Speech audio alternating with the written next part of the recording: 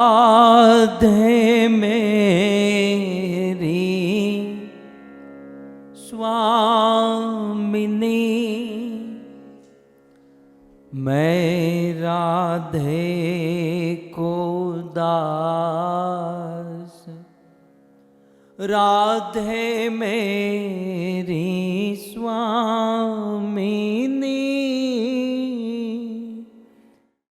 मैं राधे को दास। जन्म जन्म मोहे दीजियो, श्री वृंदावन वास। श्री वृंदावन वास। राधा तू बड़ भागिनी, कौन तपस्या कीन। तीनों लोक के नाथ है, सो तेरो वादीन। सो तेरो वादीन। जय राधा माधव कुंज बिहारी। जय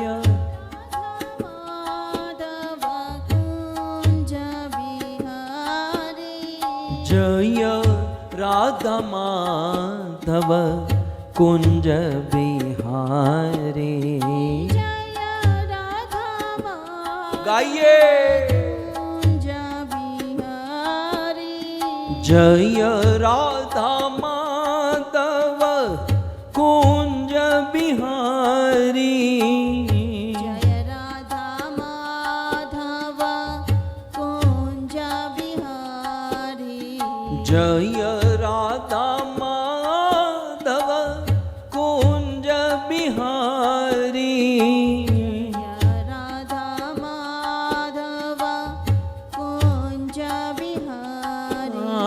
गोपी जनवल्लभ गिरिवर धारे।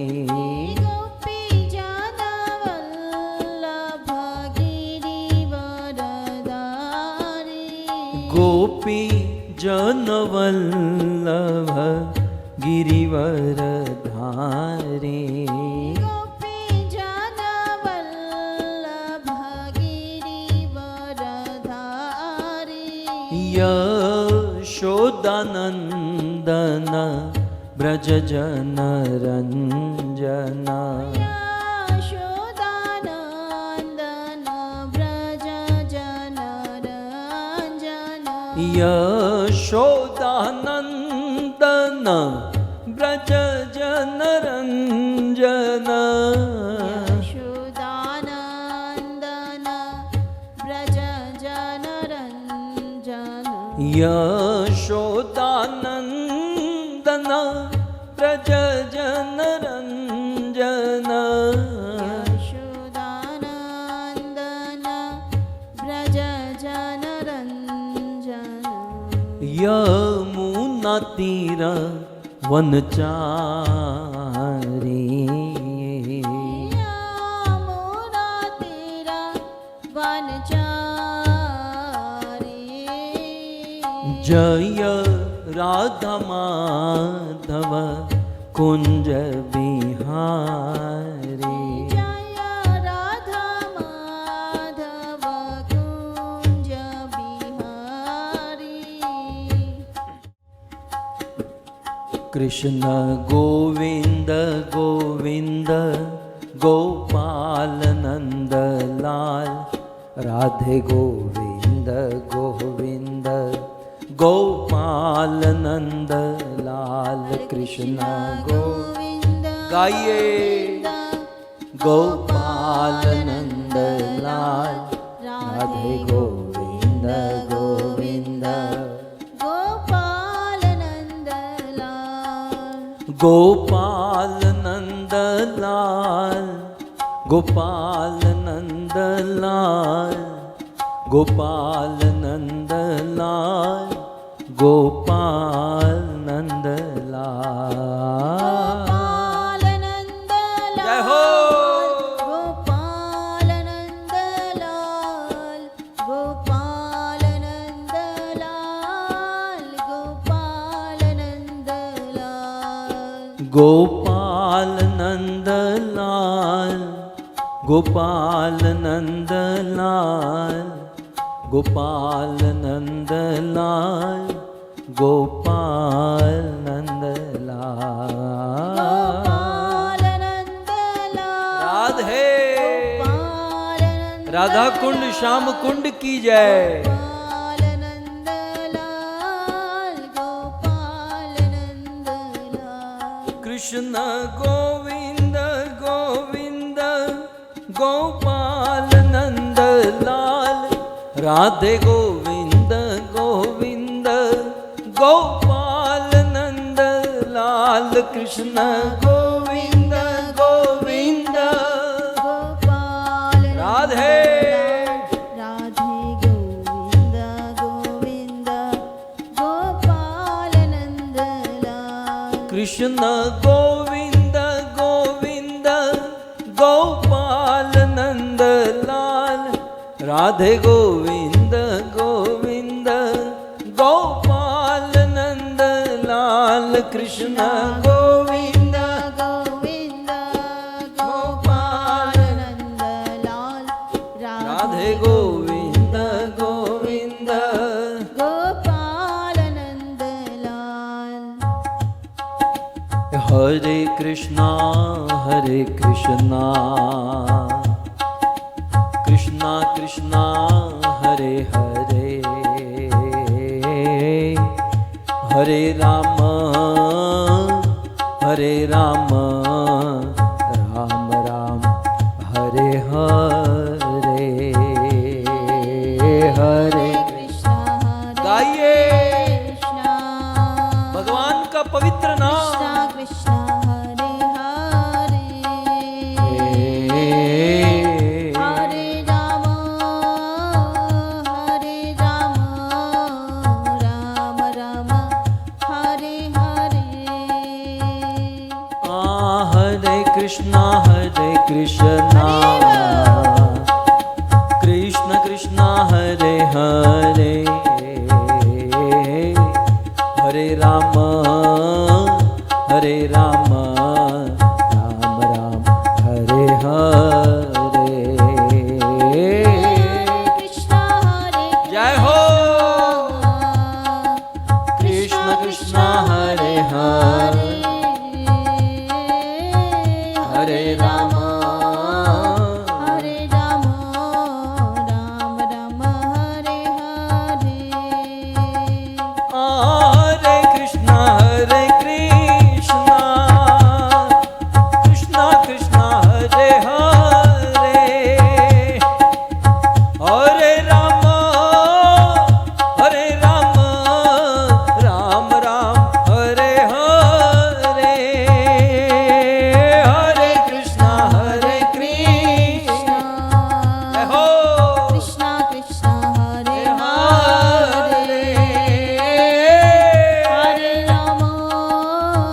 हरे राम राम राम हरे हरे हाँ राधा गोविंद राधा गोविंद राधा गोविंद राधे राधा गोविंद जय श्री श्री राधा गोविंद राधा गोविंद राधे आहा जगन्नाथ जगन्नाथ बलदेव जय सुभद्रा जगन्नाथ जय जगन्नाथ जगन्नाथ बलदेवा जय सुभद्रा हाँ गौरनिताय जय गौरनिताय गौरनिताय जय गौरनिताय गौरनिताय जय श्री श्री गौरनिताय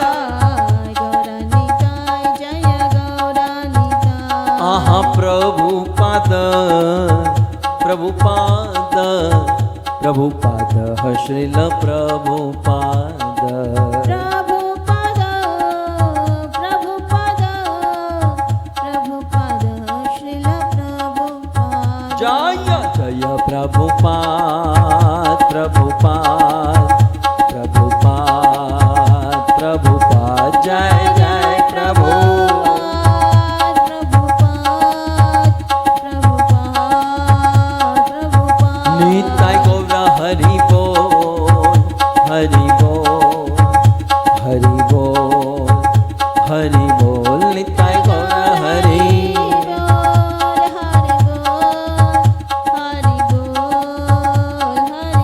युग धर्म हरि नाम संकीर्तन की श्री श्री राधा गोविंद भगवान की श्री जगन्नाथ भगवान की जगत गुरु श्री प्रभुपाद की निताई गौर प्रेमानंदे जय जय श्री राधे जय जय श्री राधे जय जय श्री राधे श्याम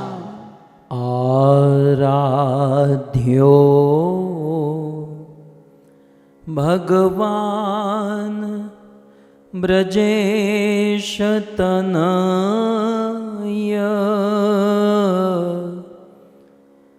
तद्धाम वृंदावन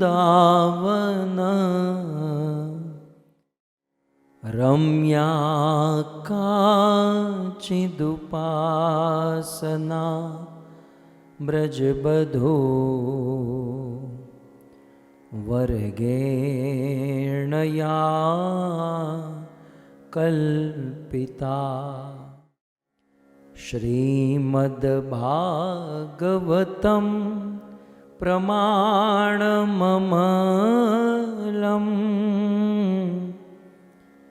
प्रेमापुमर्तो महान् श्री चैतन्य महाप्रभो मतमिदं तत्रादरो नः पर वंशे विभूषितकरा नवनीरदाभा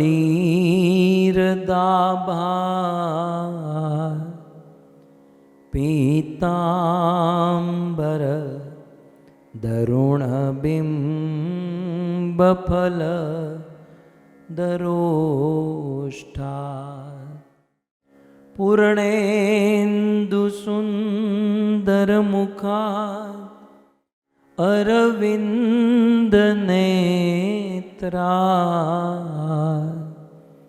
कृष्णात् परं किमपि तत्व अहं न जाने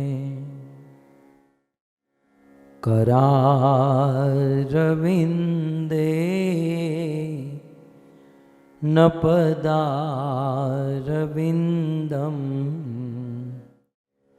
मुखारविन्दे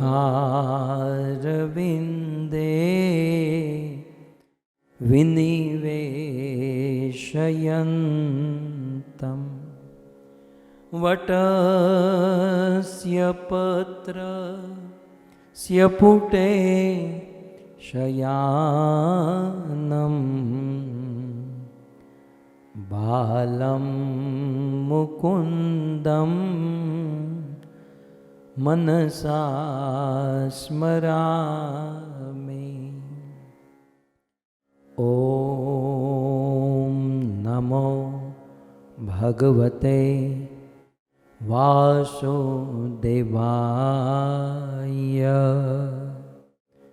ॐ नमो भगवते वासुदेवाय ॐ नमो भगवते वासुदेवाय जय जय श्री राधा रमण, जय जय नवल किशोर, जय गोपी चित चोर प्रभु,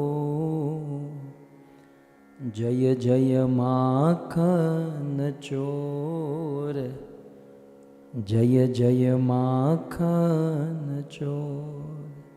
श्री कृष्णचंद्र भगवान की, श्री नारायण कवचम की, जगत गुरु श्रील प्रभुपाद की। उपस्थित भगवत कथा अनुरागी पधारे हुए भक्त वृंद, इस सभा को परम सुशोभित करने वाले हमारे अंतर्राष्ट्रीय कृष्ण भावनामृत संघ इस्कॉन के वरिष्ठ भक्तगण, दूर दूर से, देश विदेश से, फेसबुक यूट्यूब आदि के माध्यम से इस कथा का श्रवण करने वाले समस्त श्रोतागण एवं श्री कन्वर राज सुनक, संतोष जी सुनक और हीरालाल जी लुथरा, ऐसे पवित्र पावन पितरों की स्मृति में यह सुंदर भागवत कथा का आयोजन करने वाले अमेरिका निवासी सोनिक परिवार एवं केनिया नैरोबी निवासी लुथरा परिवार, आप सभी भक्तों का श्रीमद् भागवत कथा के पंचम दिवस में पुनः एक बार हार्दिक स्वागत एवं आप सबके चरणों में हमारा प्रणाम। राधे श्याम। एक बार प्रहलाद की स्कूल में लॉकडाउन लगा। लॉकडाउन सब जगह पर होता है। सो प्रहलाद महाराज की स्कूल में लॉकडाउन हुआ। जानते हैं कौन सी स्कूल में पढ़ते थे?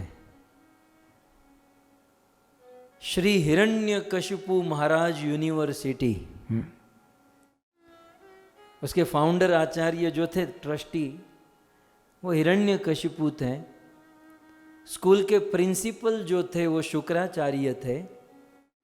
और प्रहलाद की स्कूल के जो टीचर थे वो शुक्राचार्य के पुत्र षंड और अमरक थे। अब क्या करें, प्रहलाद जी का जन्म दैत्य कुल में हुआ और इसलिए इन दैत्यों की स्कूल में उनको पढ़ना पड़ा। लेकिन हाँ, जो भी पढ़ते, जो भी पढ़ाते, सब कुछ याद कर लेते थे। ऐसा नहीं कृष्ण भगत हुए तो बस पढ़ने में ढ, हमारे गुजराती में ढ कहते हैं, बिल्कुल पढ़ने में शून्य। पढ़ने में बड़े एक्सपर्ट थे श्री प्रहलाद महाराज। लेकिन एक दिन षंड और अमरक इतिहास, भूगोल, विज्ञान, गणित, राजनीति, कूटनीति, ये सब कुछ पढ़ा, ये सब सब्जेक्ट होते थे। और ये पढ़ाते हुए अनाउंसमेंट किया कि लॉकडाउन, लॉकडाउन मैंने बच्चों, हम गुरुकुल से कुछ काम के लिए जा रहे हैं, तो आप लोग के लिए लॉकडाउन है, आपको जो करना है करो। अब गुरुजन निकल गए और गुरुकुल में जितने भी बच्चे थे, बच्चों को तो क्या है, खेलना कूदना चाहिए, तो सारे बच्चे खेलने लगे। परंतु प्रहलाद महाराज के विषय में हमने सुना था, नद्विघ्न चित्तो व्यसनेषु निष्पृह। प्रहलाद महाराज खेलने कूदने के प्रति उनकी मति नहीं थी। बचपन से ही प्रहलाद हरि भजन हरि भक्ति के प्रति बड़े सिंसियर थे और बचपन से ही प्रहलाद समय की महिमा को जानते थे। काल जो है ना बड़ा महत्वपूर्ण है और उसमें भी मनुष्य जीवन का समय तो बहुत कीमती है। कल हमारे बलियों के विषय में मैं कह रहा था, जितने भी बलि मेरे सामने बैठे ना, बलदेव भाई भी बलि है और सुरेश भाई भी बलि महाराज, ये सब बलि महाराज हैं। आपने अपना समय दिया है, अपने समय का बलिदान किया है। इस दुनिया में धन से पैसों से भी बहुत कीमती होता है समय, क्योंकि चाणक्य पंडित ने नीति ग्रंथ में लिखा और प्रभुपाद ने बार बार कोट किया, आयुष्य क्षण एकोपी न लभ्य स्वर्ण कोटि भी। करोड़ों करोड़ों सोने की मुद्रा देकर भी हमारे जीवन से जो आयुष्य जो समय जा रहा है उसे हम वापस नहीं ला सकते। एक बार टाइम पास हुआ तो हुआ, फिर वो वापस नहीं आ सकता। और हंसी तो तब आती है उन मूर्खों के ऊपर जो कहा करते हैं कि जी हम टाइम पास कर रहे हैं, वो गेम खेल रहे हैं हम टाइम पास कर रहे हैं, वो ताश जुआ खेलते हम टाइम पास। तू क्या टाइम पास करेगा, टाइम तुझे पास कर रहा है। काल चक्र स्वयं भ्रमिम, पूरी दुनिया के सभी लोग मिलकर भी समय को नहीं रोक सकते। समय बचपन से ही 5 साल की उम्र से ही वो प्रहलाद समय की महत्ता को जान चुका था और मनुष्य जीवन की वैल्यू समझ चुका था। और जो आदमी तत्व को जान लेता है ना, उसे दूसरों पर बहुत दया आती है कि ये आदमी फंसा हुआ है, अपना टाइम वेस्ट कर रहा है, इतना कीमती समय पानी की तरफ बहा रहा है। सो प्रहलाद के हृदय में दया आई, वो 5 साल के बालक के हृदय में करुणा हुई। और करुणा से क्या किया प्रहलाद, छोटा सा लड़का, एक वृक्ष था, उस वृक्ष के नीचे एक चबूतरा था, एक ओटला था, उसके ऊपर चढ़ गए और अपने सभी सहपाठी विद्यार्थियों को बुलाने लगे, ए चिंटू मिंटू टॉमी। अब असुरों के बच्चों का नाम तो यही होगा ना, ये गफूर, ये रजाक, सब इधर आओ। तो सारे बच्चे आए। अब भागवत में तो यह भी वर्णन है कि प्रहलाद ने एक बार बुलाया, क्या इशारा किया, सब लोग प्रहलाद के पास आ गए। इसका कारण क्या है? प्रहलाद का आचरण बहुत अच्छा था। कई बार कुछ प्रवक्ता, कुछ कथाकार हो या वक्ता हो, ऐसा सोचते हैं कि हमारी कथा में लोग क्यों नहीं आते हैं, कथा सुनने के लिए श्रोता क्यों नहीं आते हैं। अपना व्यवहार, आचरण, प्रहलाद का आचरण इतना शुद्ध था कि उन्होंने इशारा किया, उन्होंने केवल एक बार बुलाया, सब लोग आ गए। इसीलिए जब हम समाज में जीते हैं, इवन हम डिवोटी, इवन विशेष करके प्रचार करने वाले लोग, उनको समाज के साथ अच्छा व्यवहार रखना चाहिए। फिर चाहे अच्छा आदमी हो, बुरा आदमी हो, अच्छा बुरा कोई नहीं होता, हमारी सोच बुरी होती है। भगवत गीता में कृष्ण कहते हैं, गुणा गुणेषु वर्तन्ते इति मत्वान सज्जन्ते। अब गुण में वर्तन कर रहे हैं, किसको दोष देंगे? ये ऊंचा, ये नीचा, ये अच्छा, ये बुरा। कौन अच्छा कौन बुरा? ये हमारे मन की भ्रांति है। हमारे षड गोस्वामियों के विषय में आया, धीरा धीरज न प्रिय प्रिय करो। धीर को भी प्रिय थे, अधीर को भी प्रिय थे, साधु संत सज्जन भी हमारे आचार्य षड गोस्वामी रूप सनातन रघुनाथ आदि को प्रेम करते। और जो अधीर थे, जो साधु चरित्र नहीं थे, वो भी उनको उतना ही प्रेम करते थे। सो धीरा धीर जना।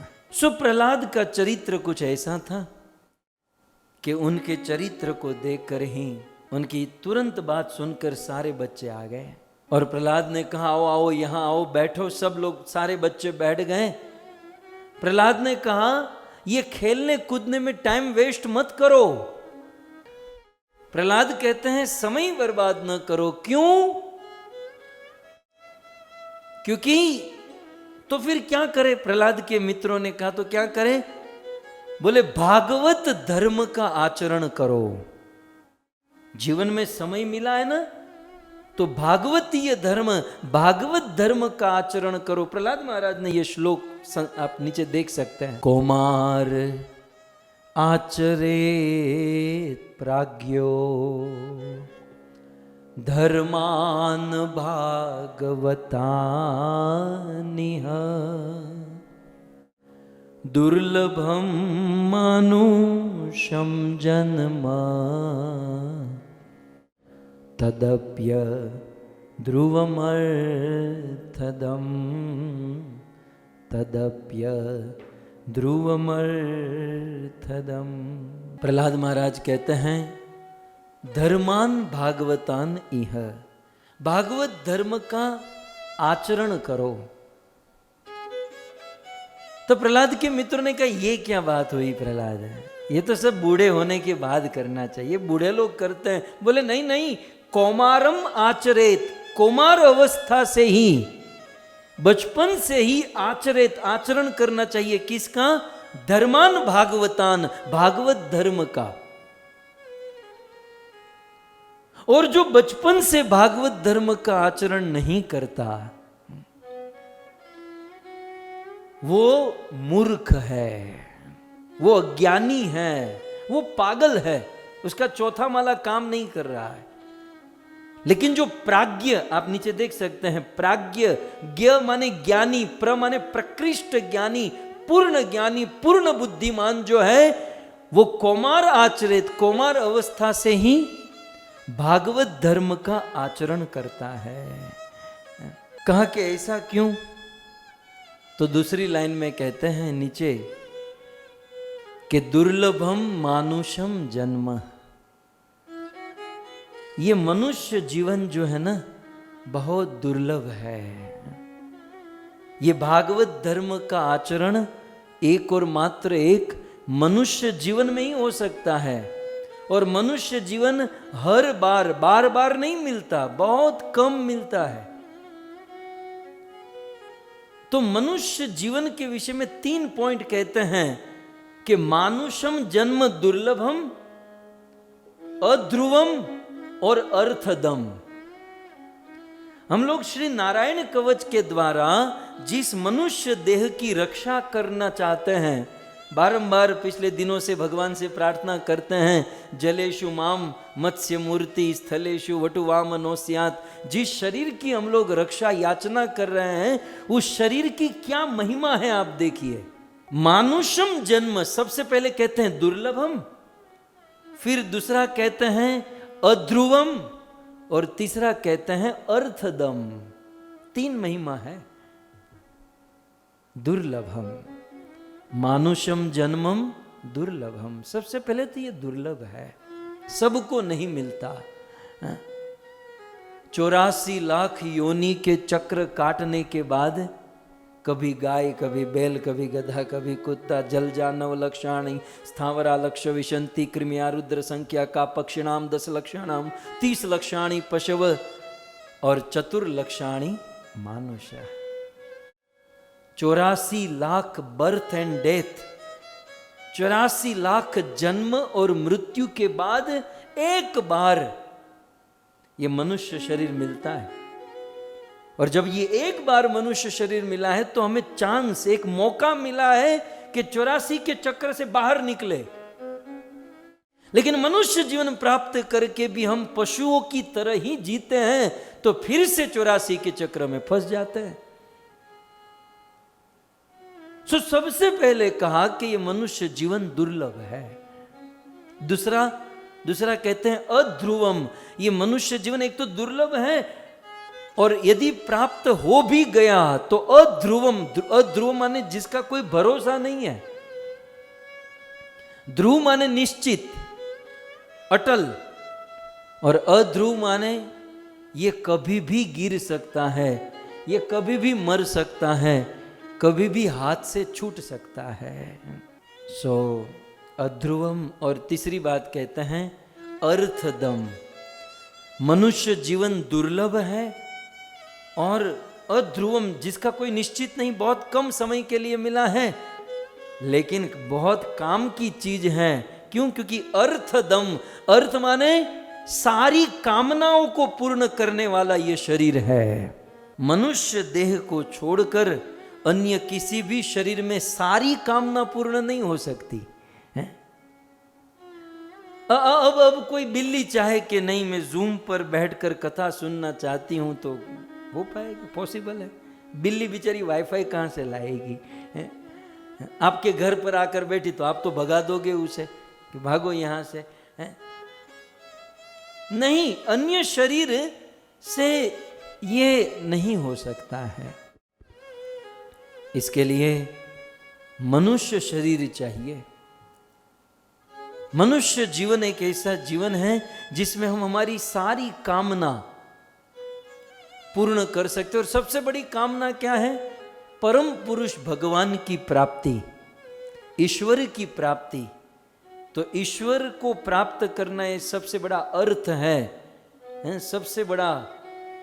सबसे बड़ी वस्तु है जो मनुष्य जीवन में ही प्राप्त हो सकती है। इसलिए है मेरे मित्रों, प्रहलाद ने कहा कि भले लॉकडाउन है, हम आपके पास समय है, तो समय का सदुपयोग करो, सदुपयोग करो। अब प्रहलाद का आचरण कुछ ऐसा था ना, वो हमारी तरह थोड़ी थे। 2-2 साल से चिल्लाते हैं, फिर भी सुनने वाले। मक्का गए, मदीना गए, बन के आए हाजी, पहली आदत नहीं छूटी तो वही पाजी के पाजी।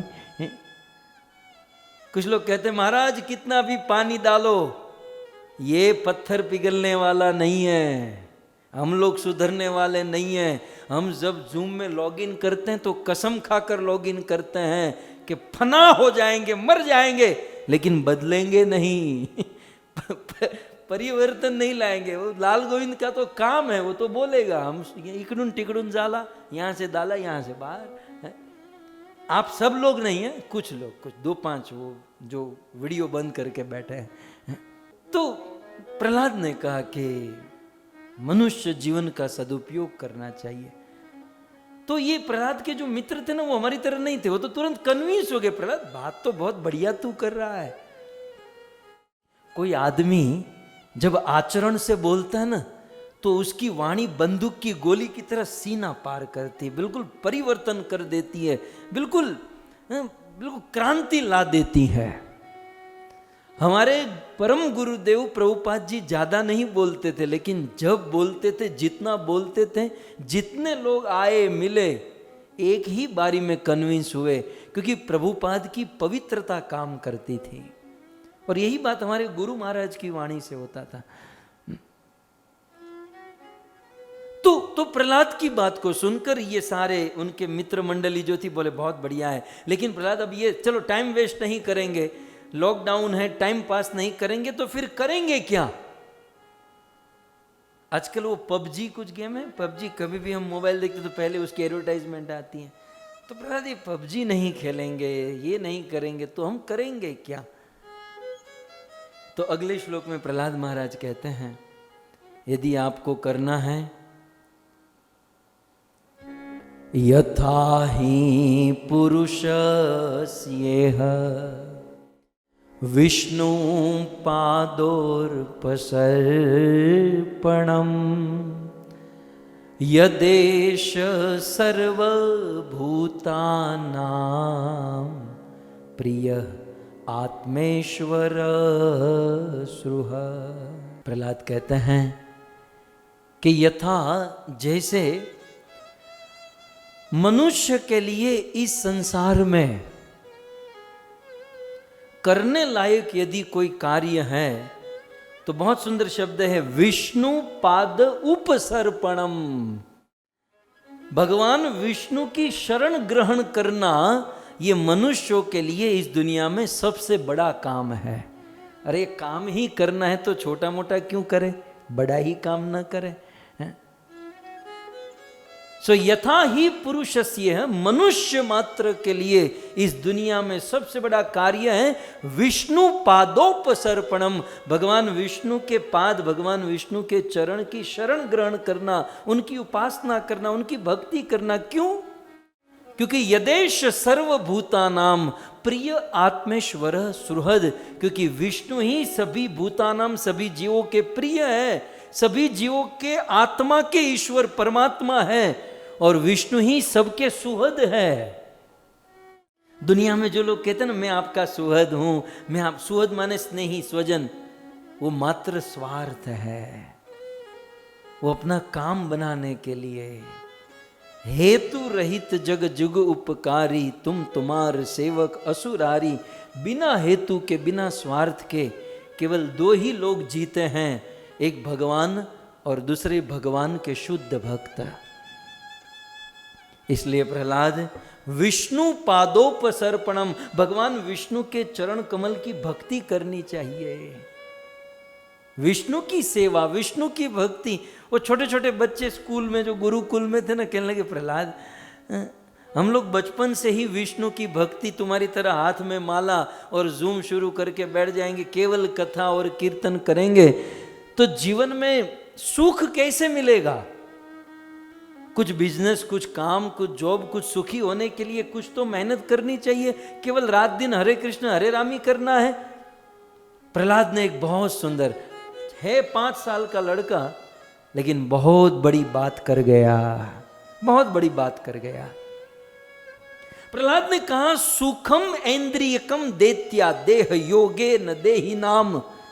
हे दैत्यो, हे दैत्य के बालकों,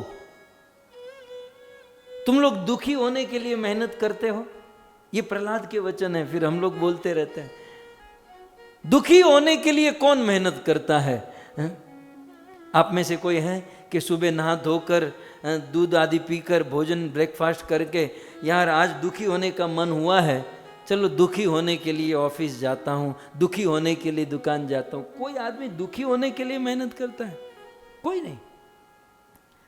सब लोग सुखी होने के लिए ही मेहनत करते हैं, सारी मेहनत, सारा परिश्रम सुखी होने के लिए।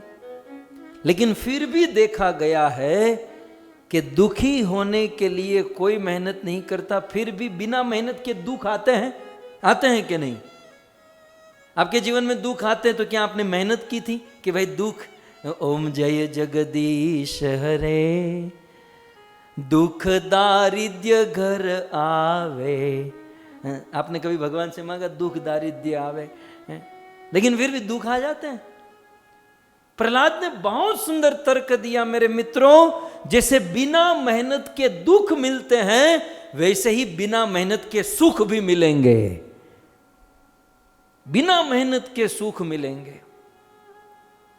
जैसे हम दुखी होने के लिए कोई विशेष मेहनत नहीं करते, तो फिर सुखी होने के लिए मेहनत क्यों करना?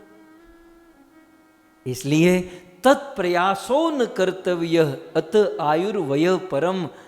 सुखी होने के लिए रात दिन मेहनत करते हुए अपनी आयुष्य को वेस्ट मत करें, अपनी आयुष्य को नष्ट न करें, क्योंकि अपनी आयुष्य इसी में नष्ट हो गई तो भजन भक्ति मनुष्य जीवन सार्थक कैसे कर पाओगे? तो मान लो आप में से कोई प्रश्न करे तो क्या हम लोग को मेहनत ही नहीं करनी चाहिए? हम लोग को क्या जॉब, बिजनेस या कुछ काम धंधा नहीं करना चाहिए? करना चाहिए, हमें मेहनत करनी चाहिए। धर्म अर्थ काम मोक्ष, अपना घर जीवन चलाने के लिए अवश्य मेहनत करें, लेकिन महा मेहनत नहीं करनी चाहिए। कुछ लोग कहते हैं I am doing hard working, मैं महा मेहनत कर रहा हूं। ये सिद्धांत श्यामानंद प्रभु के लिए नहीं है, उनको तो महा मेहनत करनी है। ऑस्ट्रेलिया में हमें मंदिर बनाना है, बहुत प्रचार करना है सिडनी में। खैर, तो महा मेहनत नहीं करनी चाहिए। महा मेहनत जो है भगवान की भक्ति के लिए करनी चाहिए। गुरु महाराज बहुत सुंदर दृष्टांत देते हैं कि जैसे मान लो आप दिल्ली में रहते हो, ठीक है, और किसी ने मुंबई से आपको पार्सल भेजा है और आपको मैसेज भी दे दिया कि भाई हमने पार्सल भेज दिया है, आप ले लेना। तो उस दिल्ली में रहने वाले को क्या करना होगा? उसे केवल पार्सल की दुकान में जाना है और जो पार्सल भेजा गया है उसे रिसीव करना है, दैट्स ऑल। हमें मेहनत करनी है कितनी? हमारे भाग्य में विधाता ने जो पहले से लिख दिया है, जो भेज दिया है, उसे प्राप्त करने की जस्ट मेहनत करनी है। तो हमारी मेहनत कितनी होनी चाहिए कि भाई पार्सल हो चुका है, हमारे कर्म का कमंडल जितना है उतना भेज चुके हैं, बस दुकान में जाकर, ऑफिस में जाकर उसे स्वीकार करना है। अरे रे मेरा तो बाजू वाला का इतना बिजनेस हो गया, मैं तो रह गया, ये हुआ वो हुआ। कितना भी आप रोओगे, कितनी भी भागदौड़ करोगे, तकदीर से ज्यादा कभी नहीं पाओगे। तो फिर महा मेहनत क्यों करना? व्यर्थ ही मेहनत क्यों करना? ये व्यर्थ मेहनत करना कैसा है जानते हैं? मुंबई से दिल्ली किसी ने पार्सल भेजा तो बुद्धिमानी क्या है? पार्सल की दुकान में जाओ और सीधा अपना पार्सल छुड़वा दो। लेकिन कुछ लोग क्या करते हैं? सारी एजेंसी में जाते हैं, सारी बस में जाते हैं, सारी ट्रेन में जाते हैं, सभी ट्रेन वालों को पूछते हैं मेरा पार्सल आया, मेरा पार्सल देखा, मेरा पार्सल देखा, दुकान वालों को यहाँ वहाँ। तो आदमी परेशान हो जाएगा और फिर कहेगा मैंने तो हार्ड वर्किंग की, मैंने तो मेहनत की। चलो हार्ड वर्किंग करके पाओगे क्या? जो पार्सल भेजा गया वही पाओगे, कुछ एक्स्ट्रा नहीं मिलेगा। तो महा मेहनत से भी उतना ही मिलेगा और केवल मेहनत करने से भी उतना ही मिलेगा जितना भाग्य में लिखा है, जितना तकदीर में लिखा है। सो जीवन निर्वाह के लिए, परिवार का भरण पोषण करने के लिए हमें मेहनत करनी चाहिए। लेकिन प्रहलाद महाराज कहते हैं महा मेहनत जो है वो भगवान की भक्ति के लिए करनी चाहिए। हमारे मनुष्य समाज में एक गलत फहमी क्या है जानते हैं? हमारे मनुष्य समाज में कुछ लोग ऐसा सोचते हैं कि हमारे भाग्य में भक्ति नहीं है। आप लोग कितनी अच्छी भक्ति करते हैं क्योंकि आप लोगों के भाग्य में भक्ति है, हमारे भाग्य में भक्ति नहीं है। कुछ लोग ऐसा सोचते हैं कि ये भक्ति करना भाग्य की बात है। नहीं, गलत। भक्ति स्वतंत्र धर्म है। भक्ति भाग्य की बात नहीं, भक्ति भाग्य से नहीं, भक्ति प्रयास करने से मिलती है। और हां, रुपये, पैसे, गाड़ी, बंगले, पति, पत्नी, बच्चे, समाज, सुख दुख, मान अपमान, ये जो कुछ भी है वो प्रयास से नहीं मिलता, वो भाग्य से मिलता है। देखिए हमारी उल्टी गंगा क्या बह रही है कि जो चीज भाग्य से मिलती है हम उनके लिए रात दिन प्रयास करते हैं। ये रुपये, पैसे, गाड़ी, बंगले, ये वो, रात दिन प्रयास जो भाग्य से मिलने वाला है। और जो चीज प्रयास करने से, मेहनत करने से मिलने वाली है, भक्ति, उसको हम भाग्य के ऊपर छोड़ देते हैं। हमारे भाग्य में होगा तो भक्ति करेंगे। भक्ति को भाग्य पर न छोड़ें। भक्ति भाग्य से नहीं, भक्ति मेहनत से मिलती है। ये तो खुला रास्ता है, सनातन धर्म का ये महा राजमार्ग, हाईवे है। अब आपके ऊपर डिपेंड करता है कि आप कितना दौड़ सकते हैं। कई बार कुछ लोग मुझे कहते हैं कि आप पर गुरु महाराज की बहुत कृपा है। तो है, अवश्य है, गुरुदेव की कृपा है, प्रभुपाद की कृपा है। लेकिन कमी हमारे अंदर है कि इतनी कृपा गुरुदेव, प्रभुपाद और भगवान की होते हुए भी हम दौड़ नहीं पा रहे। मतलब जितनी कृपा है उतना काम नहीं कर पा रहे हैं। सच कहें, एक दिन मैंने कहा था कि अब कृपा हो चुकी है, तब तो आप यहां मेरे सामने बैठे हो, भागवत के सामने बैठे हो।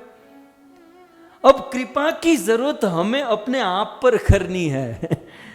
दुनिया गुरु ने कृपा कर दी है, भागवत की कृपा हो चुकी है, प्रभुपाद की, भगवान की, सब लोग कृपा कर चुके हैं। अब कृपा करनी है तो हमें अपने आप पर करनी है। इस शरीर को उठाकर भक्ति में, भजन में लगाना है। लेकिन हम लोग भाग्य पर छोड़ देते हैं, भाग्य में होगा तो भक्ति करेंगे। नहीं, भक्ति भाग्य की बात नहीं।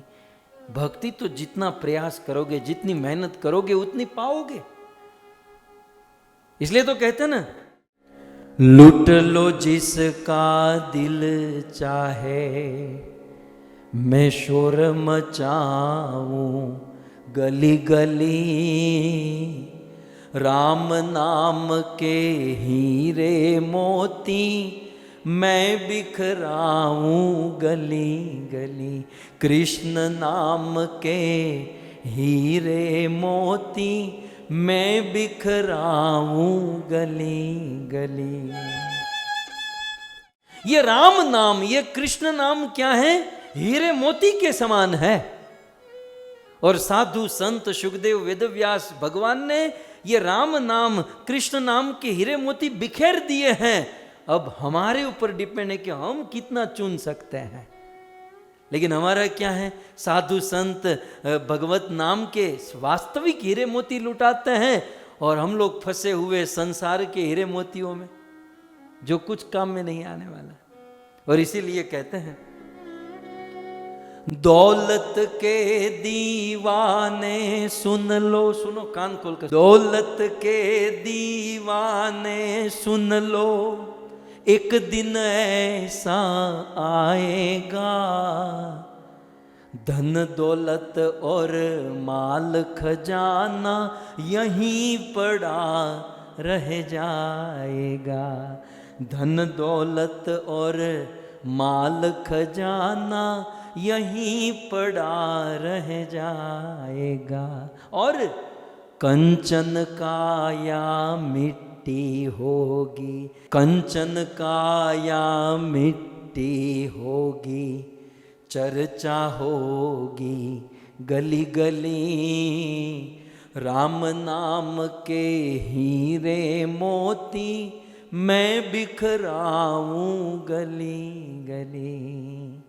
जिस जिसने यह मोती लूटे, वो सब माला माल हुए, जिस जिसने यह मोती लूटे, वो सब माला माल हुए, धन दौलत के बने पुजारी, एक दिन वो कंगाल हुए, धन दौलत के बने पुजारी, एक दिन वो कंगाल हुए। तो अब तो गाने के लिए तो बहुत कुछ है, लेकिन कहने का अर्थ यह है कि जिसने राम नाम, कृष्ण नाम के मोती लूटे, वही वास्तव में माला माल हुए, बाकी सब कंगाल रह गए। सो प्रहलाद 5 साल का ये बालक ये कह रहा है कि मेहनत यदि करनी है तो भगवान की भक्ति के लिए करें। मेहनत करे सुबह उठने की, मेहनत करे ज्यादा से ज्यादा हरि नाम लेने की, मेहनत करे अच्छे से अच्छे भगवान की कथा सुनने की, मेहनत करे परोपकार करने की, भगवत सेवा करने की, ये मेहनत करे। कुछ लोग कहते हैं मैंने मेरा कर लिया है नरक में जाने का। वो साइलेंट होता है, वो हमें समझना होता है। हमने हमारा कर लिया है, हमारी पत्नी का कर लिया, बच्चों का कर लिया, सब कुछ। ये तो कुत्ता भी करता है, पशु भी ये सब करते हैं। मनुष्य जीवन मिला है और मनुष्य जीवन प्राप्त करके कुछ कर दिखाना चाहते, कुछ बनना चाहते हैं तो परोपकार करें, दूसरों के लिए जिए, ईश्वर सेवा, ईश्वर भक्ति करें।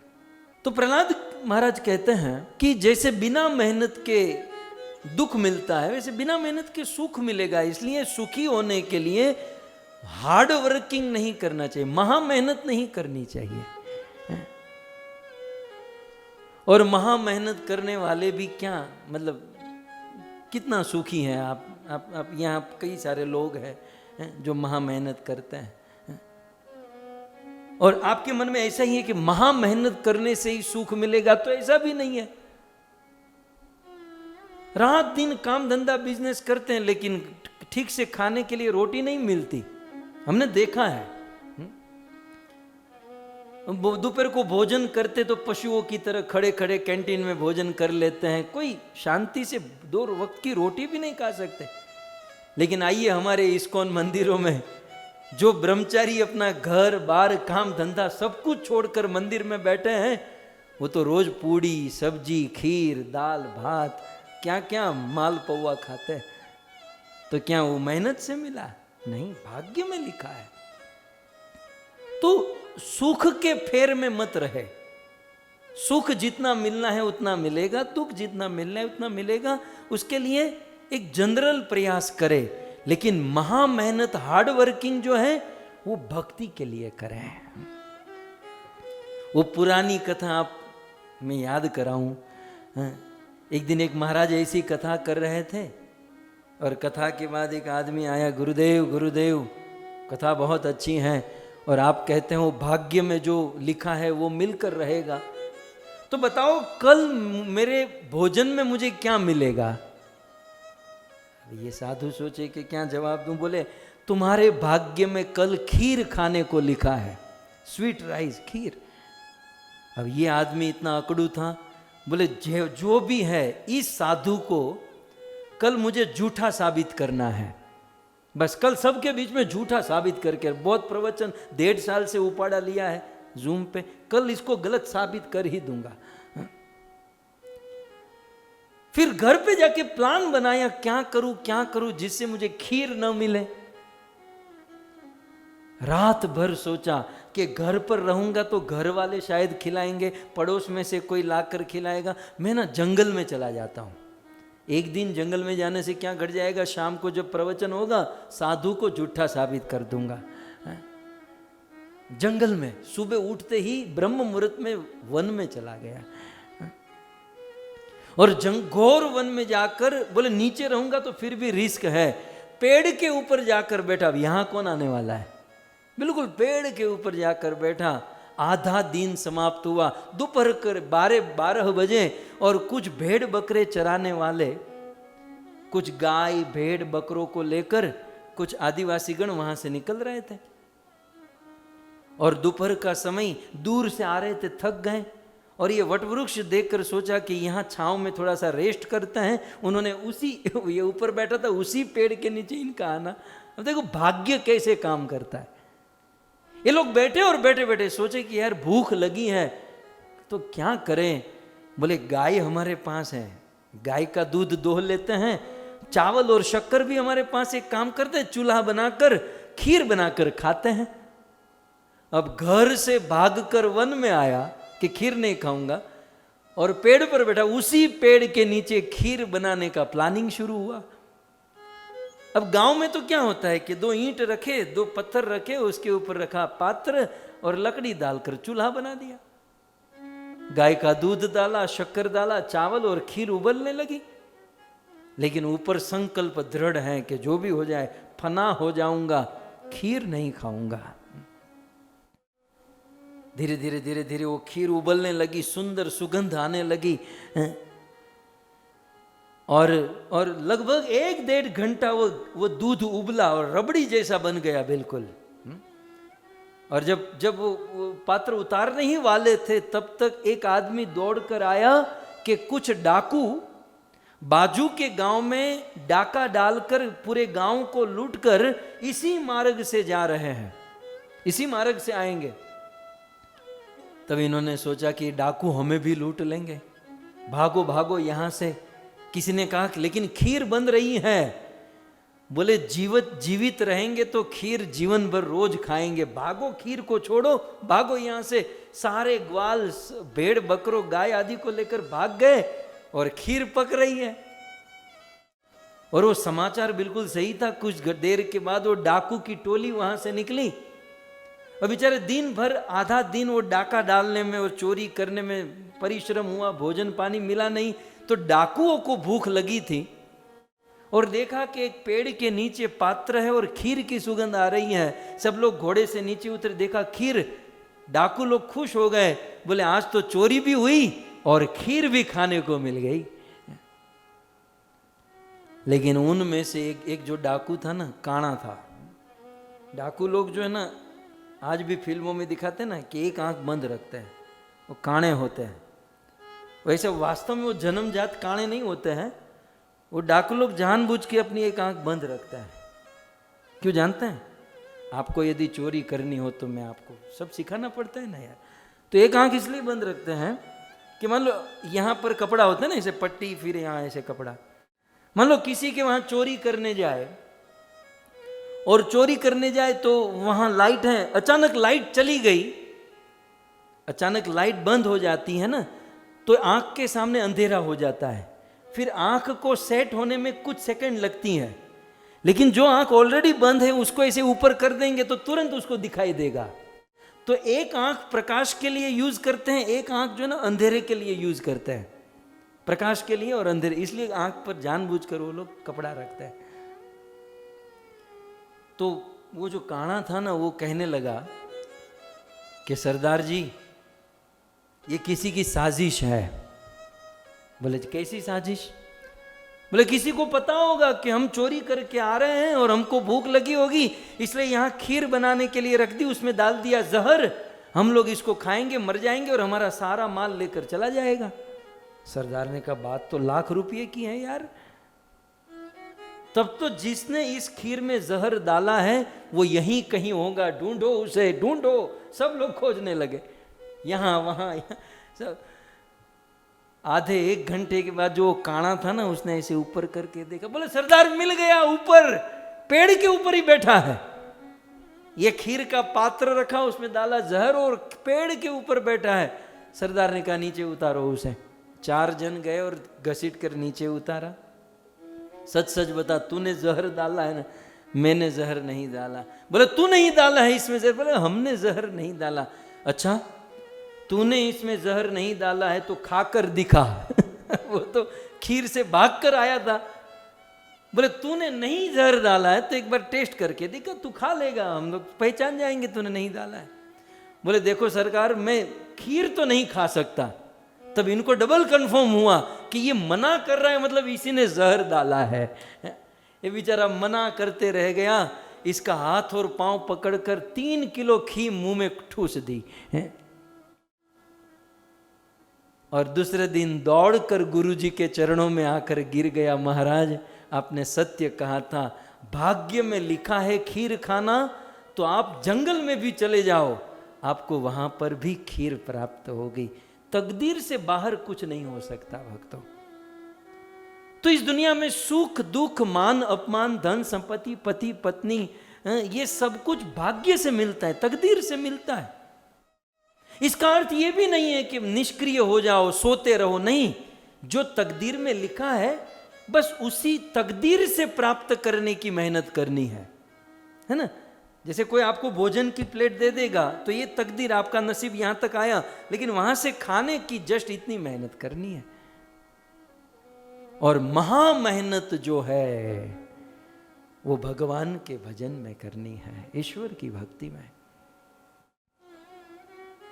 प्रहलाद महाराज कहते हैं, तो बच्चों ने कहा कि प्रहलाद बूढ़े होंगे तब करेंगे।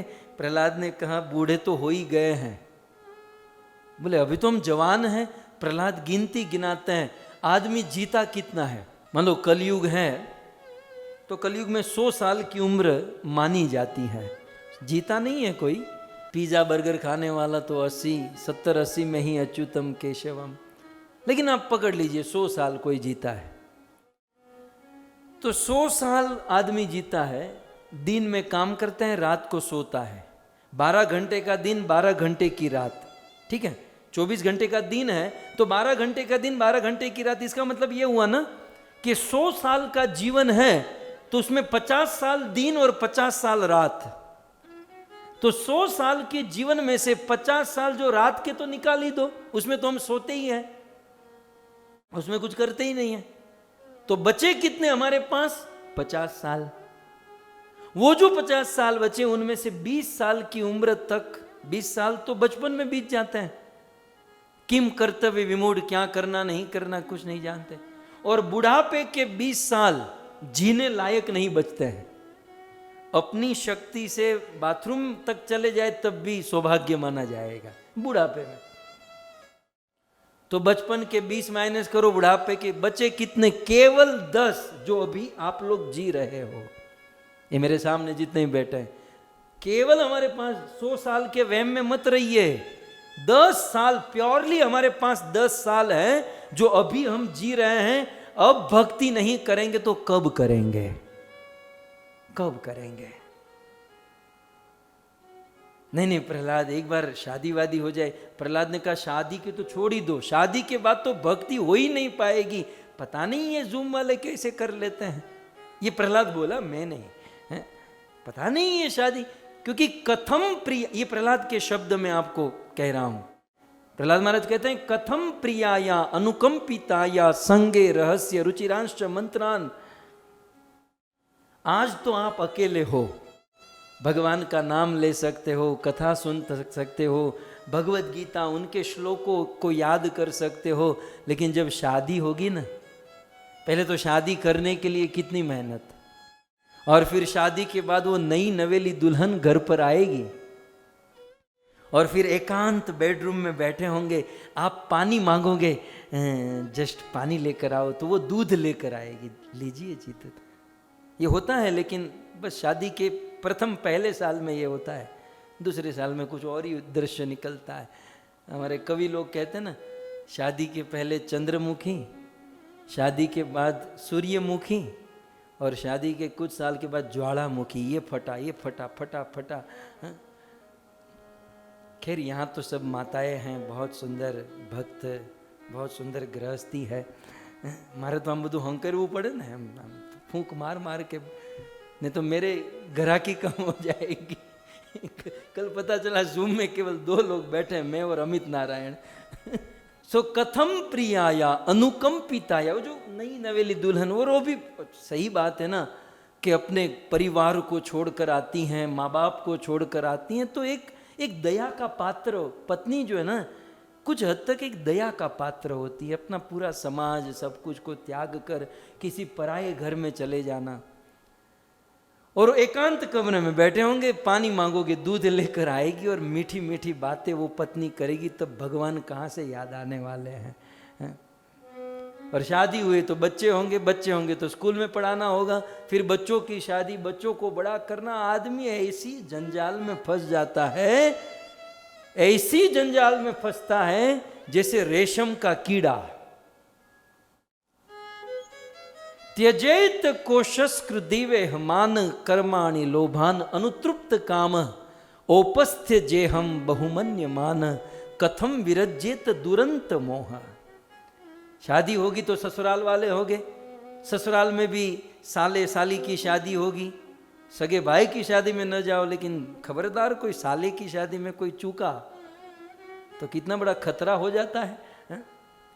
फिर ससुराल में जाओ, फिर उनका ध्यान रखो, फिर बच्चों की शादी कराओ, फिर अपने समधी का ध्यान रखो। बेटी ससुराल में गई तो बेटी सुखी है दुखी है, मतलब आदमी ऐसा जंजाल में फंसता है जैसे रेशम का कीड़ा।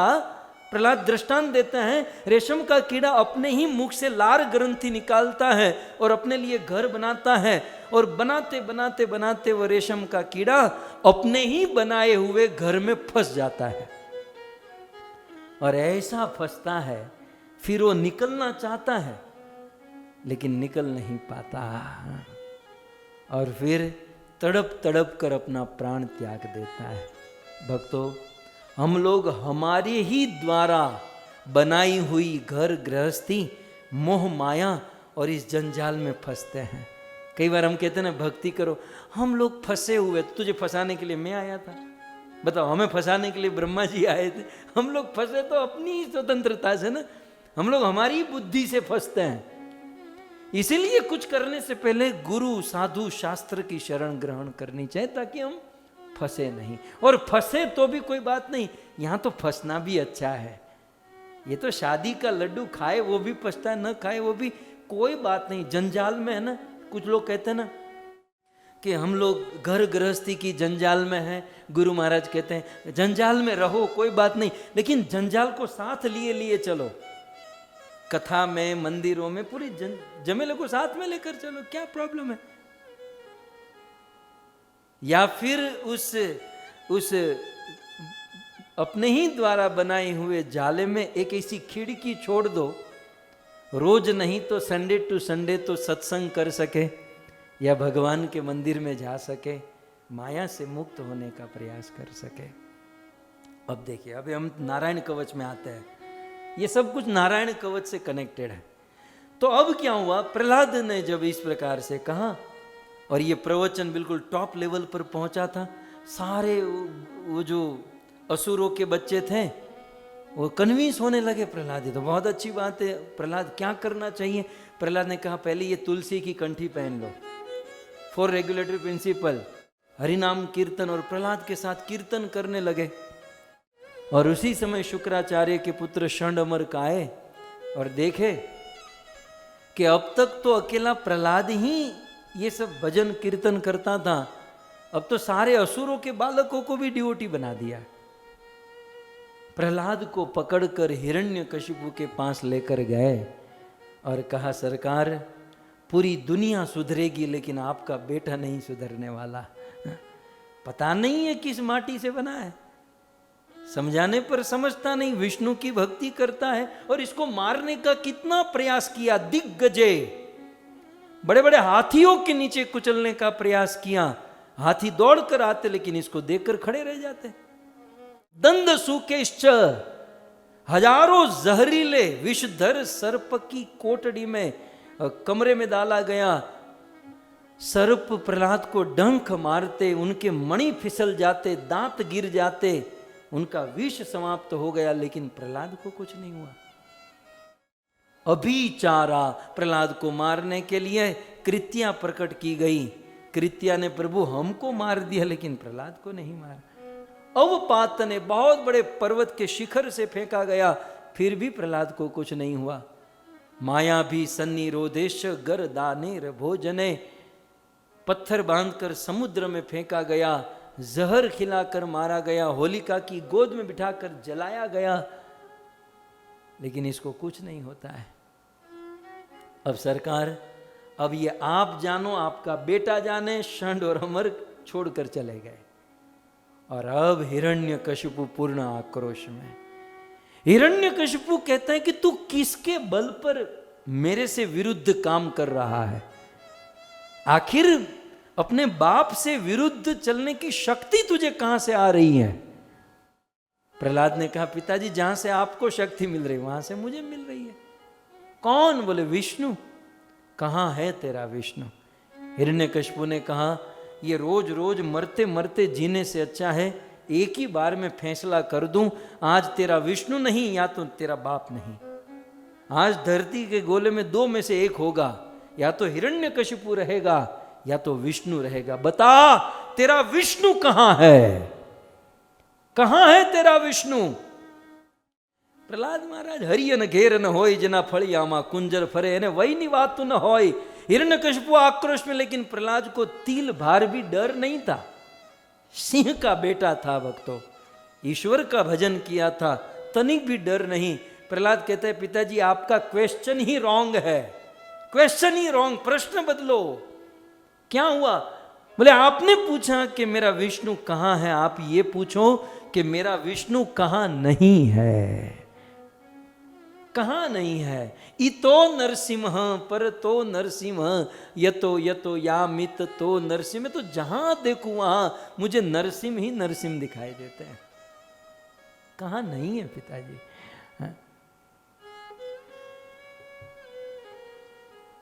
तब हिरण्यकशिपु की दृष्टि एक धधकते हुए खंबे में गई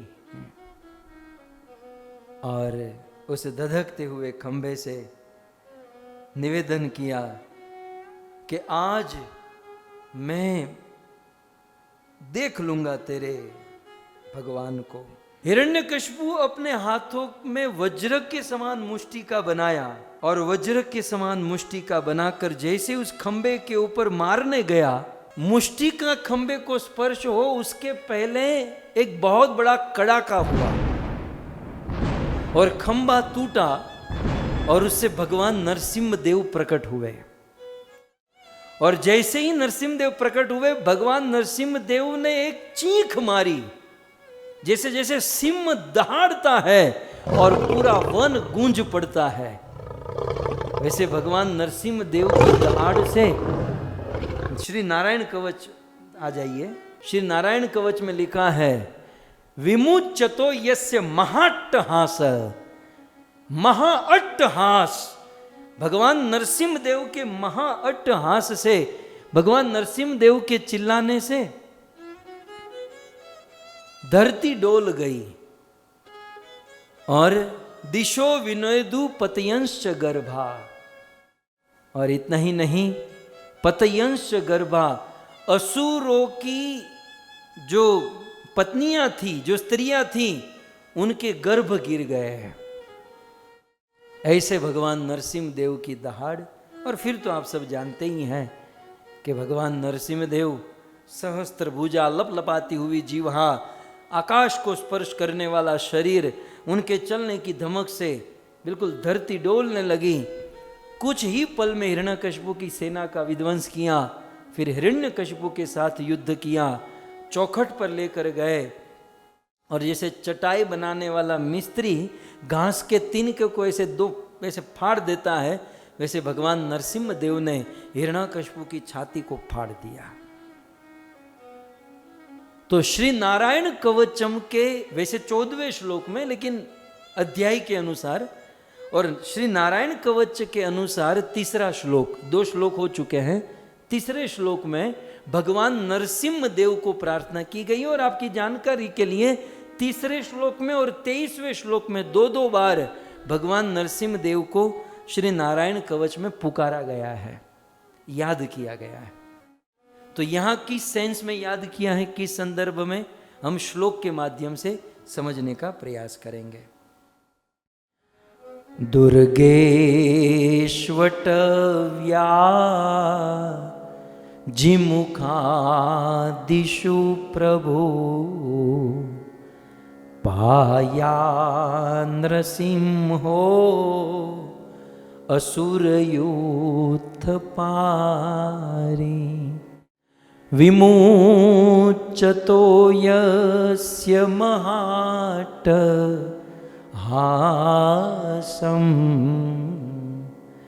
दिशो विनेर्दू न्यपतंश्च गर्भा।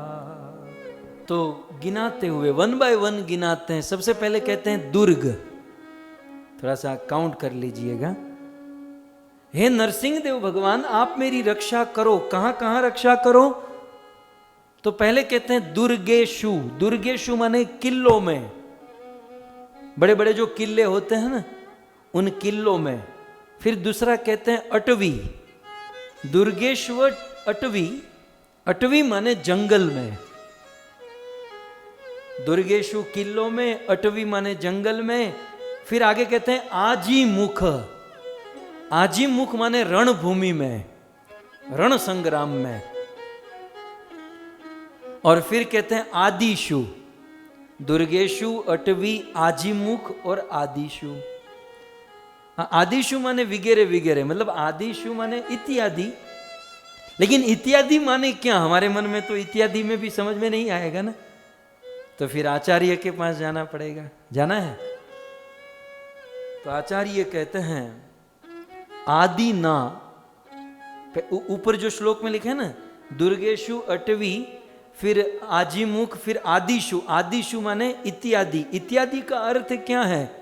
तो आचार्य घंटिका में लिखते हैं आदि ना अग्नि आदि आवृत्त प्रदेशु प्रदेशेशु। तो आदिना शब्द से अग्नि आदि से आवृत जो प्रदेश है उसकी बात हो रही है। अग्नि आदि से आवृत प्रदेश कौन सा है? एक तो दावानल। कभी आप वन में गए, चारों ओरों से आग लग गई, दावाग्नि में फंसे, तो किसको याद करोगे? भगवान नरसिंह देव को। अच्छा, आपके घर पर आग लग गई, इलेक्ट्रिसिटी शॉर्ट सर्किट हुई या आग लग गई। मेरे जीवन में एक बार ऐसी घटना घटी थी। अब आप अपने हो तो मुझे आज स्मरण आ गया। मैं लगभग 10 साल का मैं होऊंगा, 10-12 साल का, और मुंबई बोरीवली में हम रहते थे। और हमारे फैमिली में गांव में किसी की मृत्यु हुई तो हमारे माता पिता सब लोग गांव में गए, और उस समय मेरी एग्जाम चल रही थी तो मैं अकेला नहीं जा पाया। तो बेचारा छोटा सा भोला सा लड़का अकेला घर में था। पड़ोसी बहुत अच्छे थे तो भोजन आदि तो हम बाजू में कर लेते थे, लेकिन सोना आदि तो घर पे ही होता। तो एक दिन मैं सोया और घर पर शॉर्ट सर्किट हुई। अरे मुझे अभी मेरे ध्यान में आया, और नींद तो ऐसी आती है कि चाहे कितने भी ढोल बजे तो हम जगे नहीं। तो शॉर्ट सर्किट होते होते होते होते आधा घर जल गया, और फिर इतना धुआं हुआ कि मेरे सांस बंद हो गए। तब मैं जगा तो देखा पूरा रूम धुआं धुआं, सामने आग, और धुआं सब बाहर निकलने लगा। तो पूरी बिल्डिंग, आजू बाजू वाले सब दरवाजे के बाहर तोड़ने ही वाले थे। लेकिन मैं जब जगा तो पहले तो एक कपड़ा लेकर ऐसे ऐसे उनको आग को बुझाने लगा, लेकिन वो थोड़ी बुझने वाली है। और बाहर जब सबकी आवाज़ सुनी, मैं दरवाज़ा खोला तो मुझे खींच लिया बाहर, और बाहर के लोगों ने मट्टी और पानी डालकर सब काम किया। तो जब मेरे जैसे के जीवन में ऐसी परिस्थिति हो सकती है तो किसी के भी जीवन में आ सकती है। कहीं भी आग लग सकती है। ये तो कोई भरोसा नहीं ना, ये आपत्ति कब आ जाए। लेकिन जब इस प्रकार का हो तो भगवान नरसिंह देव को याद करें। जीवन में विघ्न अनेकों आए, लेकिन कोई विघ्न बाल भी बांका नहीं कर पाए, एकमात्र ईश्वर कृपा और आप सबका आशीर्वाद है। सो यहां पर कहते हैं किलों में, अटवी माने जंगल में, आजीमुख माने रणभूमि में, और आदिशु इत्यादि माने अग्नि आदि आवृत प्रदेशेशु, अग्नि से आवृत जो प्रदेश है उस स्थान में। उस स्थान में पायात, पायात माने रक्षा करे। कौन? प्रभु। प्रभु माने क्या होता है? हमारे इस्कॉन में प्रभु जी माता जी कहते हैं ना, तो प्रभु जी का मतलब क्या है? प्रभु जी तो मतलब चलो रिस्पेक्ट, लेकिन एग्जैक्ट अर्थ क्या है? प्रभु माने क्या? तो आचार्य कहते हैं प्रभु समर्थ इति। प्रभु का अर्थ होता है समर्थ। तो भगवान नरसिंह देव को प्रभु कहते हैं क्योंकि वे समर्थ है। हिरण्यकशिपु इतना वरदान लेकर बैठा था, ऑलमोस्ट अमर ही हो चुका था, लेकिन भगवान समर्थ रहे हिरण्यकशिपु को मारने में। तो राम कृष्ण विष्णु नरसिंह को प्रभु कहते हैं, लेकिन आपके मन में होगा ये धोती कुर्ते वाले को प्रभु क्यों कहते हैं? आपके इस्कॉन में ये धोती कुर्ते वाले को प्रभु जी कहते हैं क्यों? प्रभु का अर्थ है समर्थ, और ये धोती कुर्ते वाले जितने भी डिवोटीज है ना, उनको प्रभु इसलिए कहते हैं क्योंकि उन्होंने इम्पॉसिबल चीज को पॉसिबल किया है, असमर्थ वस्तु को समर्थ किया। और असमर्थ क्या है? भगवान श्री कृष्ण की भक्ति। इस घोर कलयुग में, इस घोर माया के प्रभाव में ईश्वर की भक्ति प्रायः नामुमकिन है। रूप गोस्वामी भक्ति रसामृत सिंधु, भक्ति सुदुर्लभा। भक्ति बहुत दुर्लभ है, लेकिन ऐसी भक्ति जो करता है उसे समर्थ कहा जाता है, और समर्थ का ही मीनिंग होता है प्रभु। इसलिए डिवोटी को प्रभु कहते हैं। यहां भगवान नरसिंह देव समर्थ इसलिए। दुर्गेशु अटवी आजीमुख आदिशु प्रभु पायात। पायात माने रक्षा करे। कौन? नरसिंह देव है। नरसिंह देव मेरी रक्षा करे। किससे? असुर युत्थप। असुर माने असुर, युथ माने समूह, असुरों के समूहों से। और फिर दूसरी लाइन के अंत में क्या है? असुर युत्थप, फिर अरि। परी नहीं है, उड़ने वाली परी। असुर युत्थप संधि विच्छेद करेंगे तो अरि, अरि माने शत्रु। तो भगवान नरसिंह देव शत्रुओं से और असुरों से मेरी रक्षा करें। श्री नारायण कवचम में भगवान नरसिंह देव का नाम लिया जाता है, क्योंकि ये कवच है तो नरसिंह शब्द का अर्थ भी हमें समझना होगा। है? 3 अर्थ है। एक तो लोकल अर्थ आप सब जानते हैं, नृ माने मनुष्य, सिंह माने सिंह। भगवान नरसिंह देव आधे मनुष्य आधे सिंह थे, इसलिए उनको नरसिंह कहते हैं, ये आप सब जानते हैं। लेकिन वंशीधर जी ने एक बहुत सुंदर नरसिंह भगवान नरसिंह शब्द का अर्थ करते हुए कहा। वंशीधर जी कहते हैं नरसिंह शब्द में 2 है, नृ और सिंह। तो कहते हैं नृ का अर्थ क्या है? नृ माने नृन सिनोति बंधाती इति नृषि। नृ माने मनुष्य। 3 चीजें, नृ, सी और ह, ये 3 लेटर को हम अलग करेंगे, इनको समझेंगे। तो नर, नृ, सी और ह। नृ का अर्थ होता है मनुष्य, और नरसिंह में जो सी है, नरसिंह, सी का अर्थ यहां लिखा है सिनोती। सिनोती माने बंधनाती, सिनोती माने बंधना माने बांध दे। नृ माने मनुष्य, सिनोती माने बांध दे।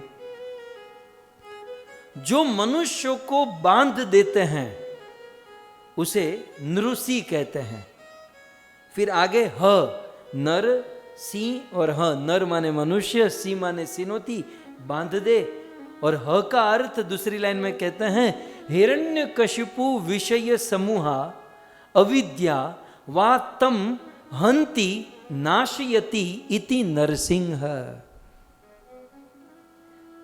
हिरण्यकशिपु जैसे विषयियों का, या फिर हिरण्यकशिपु में जो विषय भोग की वासना है, ऐसे विषय भोग की वासना या अविद्या का जो हनन कर दे उसे कहते हैं हंति। नर सिंह, ह माने हंति। किसको हंति? हिरण्यकशिपु का हनन करे। और हिरण्यकशिपु जैसे भोग, विषय भोग और अविद्या का जो हनन करे उसे ह कहते हैं।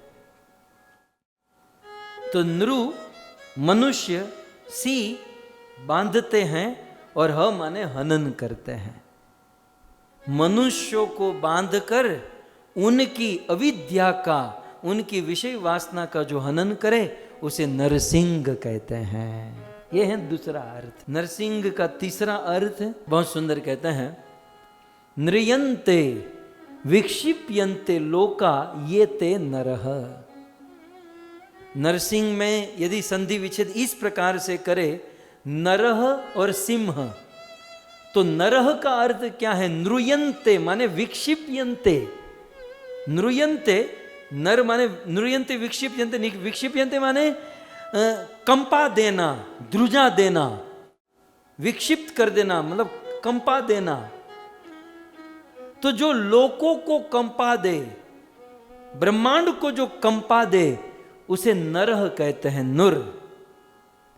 और फिर सिंह माने दूसरी लाइन में सिंह सर्प शस्त्र रोग आदय न विक्षेपे। जिसको सिंह सर्प शस्त्र रोग आदि विक्षेप न कर सके, अपितु जो उन्हीं को नष्ट कर दे उसे नरसिंह कहते हैं। तो लोगों को कंपाने वाले और सिंह सर्प शस्त्र रोग आदि को नष्ट करने वाले को नरसिंह कहते हैं। इस प्रकार से 2 लाइन हुई। तीसरी लाइन में कहते हैं विमोचतो यस्य महाट्टहास दिशो विनेर्दु पतंश्च गर्भा। कहते हैं यस्य, थोड़ा अन्वयी करना होगा तीसरी लाइन में, यस्य जिनके महाअट्टहास, जिनके महाअट्टहास मतलब नरसिंह देव भगवान जो आवाज, जो गर्जना करते हैं, तो यस्य माने नरसिंहस्य, नरसिंह देव भगवान के महाअट्टहास, उनके महान गर्जना से दिशो विनेर्दु, दिशाएं कांप उठी थी। और गर्भा, देवताओं की पत्नियों के गर्भ गिर चुके थे। ऐसे भगवान नरसिंहदेव किलों में, जंगल में, रणभूमि में और अग्नि से आवृत समस्त प्रदेशों में मेरी रक्षा करें। इस प्रकार से श्री नारायण कवचम का तीसरा श्लोक यहाँ पर संक्षिप्त में समाप्त होता है।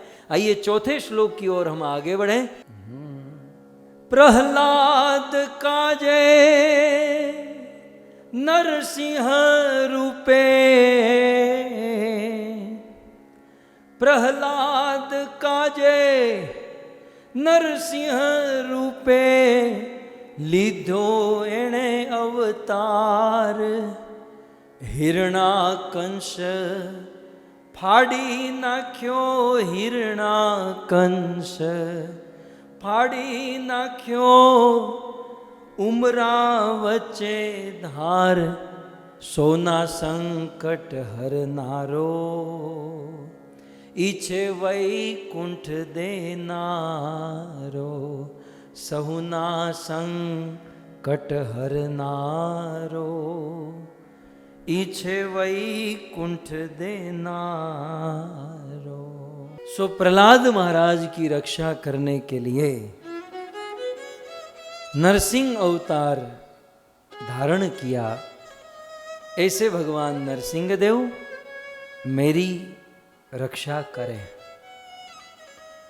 तत्पश्चात चतुर्थ श्लोक में श्री नारायण कवचम में निवेदन किया जा रहा है, रक्षत्वसो माधवनीयज्ञकल्प, स्वद्रष्टयोनि तधरो वराह, रामाद्रिकूटेष्वथ विप्र वासे, सलक्ष्मणो व्याध भरताग्रजोस्मा। रक्षत्वसो, रक्षत्वसो माने रक्षा करें। सो बारंबार रक्षत्वतो रक्षा करे, रक्षा करे, इस कवच में निवेदन है। सो रक्षतु असो, रक्षतु माने रक्षा करें, असो माने वह, कौन वह? रक्षतु असो माम, मेरी रक्षा करे। कौन? तो कहते हैं यज्ञ कल्प, यज्ञ कल्प मेरी रक्षा करें। कहाँ? तो कहते हैं अध्वनि, माँ माधवनी जो है ना, उसे संधि विच्छेद करना है, तो माँ माने मेरी और अध्वनि माने मार्ग में। अध्वनि माने मार्ग में। पृथ्वी में आप कहीं भी जा रहे हो तो पृथ्वी के मार्ग में, रास्ते में एक होता है डेस्टिनेशन, एक होता है होम। तो न घर में न डेस्टिनेशन में, लेकिन कभी हम मार्ग में होते हैं तो मार्ग में जो विघ्न आते हैं उस विघ्नों से असो वह मेरी रक्षा करे। वह कौन? तो कहते हैं यज्ञ कल्प। यज्ञ कल्प माने यज्ञ मूर्ति। और यज्ञ मूर्ति कौन है? भगवान वराह देव, वराह अवतार। वराह भगवान को यज्ञ मूर्ति कहा गया है। सो पहले मूल श्लोक की पहली लाइन समझ लीजिए, फिर आचार्यों की टीकाओं में हम जाते हैं। रक्षतु रक्षा करें, असो वह, कौन वह? यज्ञ कल्प। तो रक्षतु असो मां मेरी, अध्वनि, अध्वनि माने मार्ग में, मार्ग में आने वाले विघ्नों से यज्ञ मूर्ति मेरी रक्षा करें। यह है पहली लाइन का अर्थ। उस पर हमारे आचार्यों ने मंतव्य देते हुए कहा, श्रीपाद श्रीधर स्वामी को लेते हैं। श्रीधर स्वामी कहते हैं यज्ञ, ये पहली लाइन में यज्ञ कल्प, ये बहुत समझने वाला शब्द है कि मार्ग में आने वाले विघ्नों से या प्रॉब्लम से यज्ञ कल्प मेरी रक्षा करे। यज्ञ कल्प, भगवान वराह देव मेरी रक्षा करे। लेकिन भगवान वराह को यज्ञ कल्प क्यों कहते हैं? भगवान वराह को माइंड में रखिएगा। तो भगवान वराह को यज्ञ कल्प क्यों कहते हैं? यज्ञ कल्प के पीछे क्या सार, क्या भाव है, आचार्यों के द्वारा समझिए। श्रीपाद श्रीधर स्वामी कहते हैं यज्ञ अवयह रूपे कल्पते निरूप्यत इति तथा।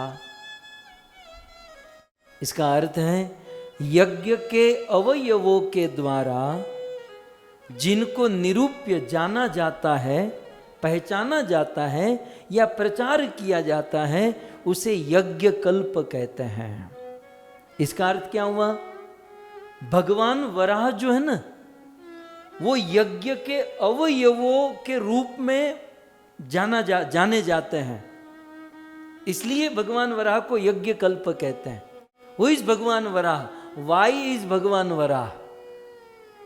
तो भगवान वराह देव का मूल उद्देश्य यज्ञ को कराना है, इसलिए भगवान वराह को यज्ञ मूर्ति कहते हैं, यज्ञ कल्प कहते हैं। इसलिए भगवान वराह को यज्ञपति भी कहते हैं। श्रीधर स्वामी ने यज्ञ कल्प, प्रथम लाइन का अंतिम शब्द भगवान वराह को यज्ञ कल्प कहते हैं। क्यों? क्योंकि भगवान वराह का निरूपण या उनकी पहचान या उनका प्रचार यज्ञ के अवयव के रूप में, आप थोड़ी संस्कृत देख सकते हैं, यज्ञ अवयव रूपे, यज्ञ के अवयव के रूप में, कल्पते माने निरूप्यते, उनका निरूपण किया जाता है, प्रचार किया जाता है। क्यों? क्योंकि भगवान वराह के प्राकट्य का मूल उद्देश्य ऋषि मुनियों के द्वारा होने वाले यज्ञ की रक्षा है। ऋषि मुनि यज्ञ नहीं कर पाएंगे, तो ऋषि मुनियों की यज्ञ की अग्नि को सुरक्षित रखने के लिए भगवान वराह प्रकट हुए हैं। एक्चुअली इसीलिए तो हिरण्याक्ष, हिरण्यकशिपु और हिरण्याक्ष बड़ा भाई था। हिरण्याक्ष ने सोचा कि देवताओं से युद्ध करना है और देवताओं की शक्ति बढ़ती है इस पृथ्वी पर यज्ञ करने से। ये ऋषि मुनि यज्ञ करते हैं, देवताओं की शक्ति बढ़ाते हैं और फिर हमको भारी पड़ जाते हैं। क्या करें? बोले ऋषि मुनि यज्ञ तब करेंगे ना जब पृथ्वी होगी, पृथ्वी ही नहीं होगी यज्ञ कहां से करेंगे?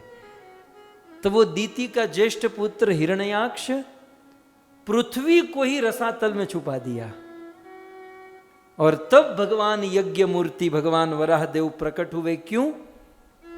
क्योंकि ऋषि मुनियों का यज्ञ खतरे में पड़ गया था। इसलिए कुल मिलाकर यज्ञ कल्प भगवान वराह देव को इसलिए कहते हैं। अब आइए, वंशीधर जी ने कुछ और लिखा। सभी आचार्यों के थोड़े थोड़े अलग अलग एंगल से मत हैं, हमें रसास्वादन करना है बस। वंशीधर जी क्या कहते हैं? वो कहते हैं यज्ञा कल्पहा समर्थः। कल्प का अर्थ होता है समर्थ, तो यतः स यज्ञ कल्प, तो यज्ञ करने में जो समर्थ हैं उसे यज्ञ कल्प कहते हैं। यहाँ तो यहाँ पहली लाइन में जो यज्ञ कल्प भगवान वराह को कहते हैं, तो वंशीधर जी ने कहा यज्ञा कल्पः समर्था। कल्पा माने समर्था, तो यज्ञ करने में समर्थ यतः स यज्ञ कल्पः। तो भगवान वराह देव जो है वो यज्ञ करने में समर्थ हैं, इसलिए उनको यज्ञ कल्प कहा जाता है ना। जब आप नारायण कवच का पाठ करोगे तो यज्ञ कल्प, तो क्या उसमें क्या आप इमेजिन करोगे? जब ये सुना होगा तो आपको इमेजिन होगा, अरे बाप रे, यज्ञ कल्प माने भगवान वराह जो यज्ञ के अवयव है, जो यज्ञ करने में समर्थ है। आइए, विश्वनाथ चक्रवर्ती ठाकुर कुछ और कहते हैं। ये चक्रवर्ती पाद का मंतव्य है। विश्वनाथ चक्रवर्ती ठाकुर कहते हैं यज्ञ अवयव है, कल्पते समर्थ्यत इति यज्ञ कल्पः। चक्रवर्ती पाद कहते हैं यज्ञ और यज्ञ की वस्तु ये दोनों रक्षा करने में समर्थ हैं, इसलिए भगवान वराह को यज्ञ कल्प कहते हैं। यज्ञ की तो रक्षा करते हैं, लेकिन यज्ञ करने की जो वस्तु समिधा कुश आदि हैं उनकी भी वो रक्षा करते हैं। यज्ञ अवयवे कल्पते समर्थ्यत इति यज्ञ कल्प। और एक आचार्य यज्ञ कल्प के विषय में कहते हैं यज्ञ कल्पा फलदान समर्था यस्मात् स यज्ञ कल्प। विद्वान तो बन ही जाना है जो भी है। यज्ञ कल्पा फलदाने समर्था, यज्ञ करने वालों को फल देने में समर्थ हैं, इसलिए भगवान वराह को यज्ञ कल्प कहा जाता है। तो इसका अर्थ यही हुआ ना, जब हम यज्ञ करते हैं तो उसका फल कौन देते हैं? भगवान वराह देव। तो यज्ञ कल्पहा फलदान समर्था यस्मात् सह। कहीं नहीं पाओगे ये अर्थ, ये शब्द, ये रसास्वादन आपको एक और मात्र एक ब्रह्म मध्व गौड़ीय धारा श्री चैतन्य महाप्रभु शिल प्रभुपाद और उसमें भी परम पूज्य राधा गोविंद गोस्वामी महाराज के आश्रय में ही ये धन, ये वस्तु प्राप्त होगी। बाकी कौन ये सब करता है? कौन? मूल श्लोक में ये लोग नहीं जाते। ये तो मूल श्लोक की भी गहराई में जाकर इन एक एक शब्द को समझना, इसका आस्वादन करना। आइए और एक बहुत सुंदर बात यज्ञ कल्प के ऊपर।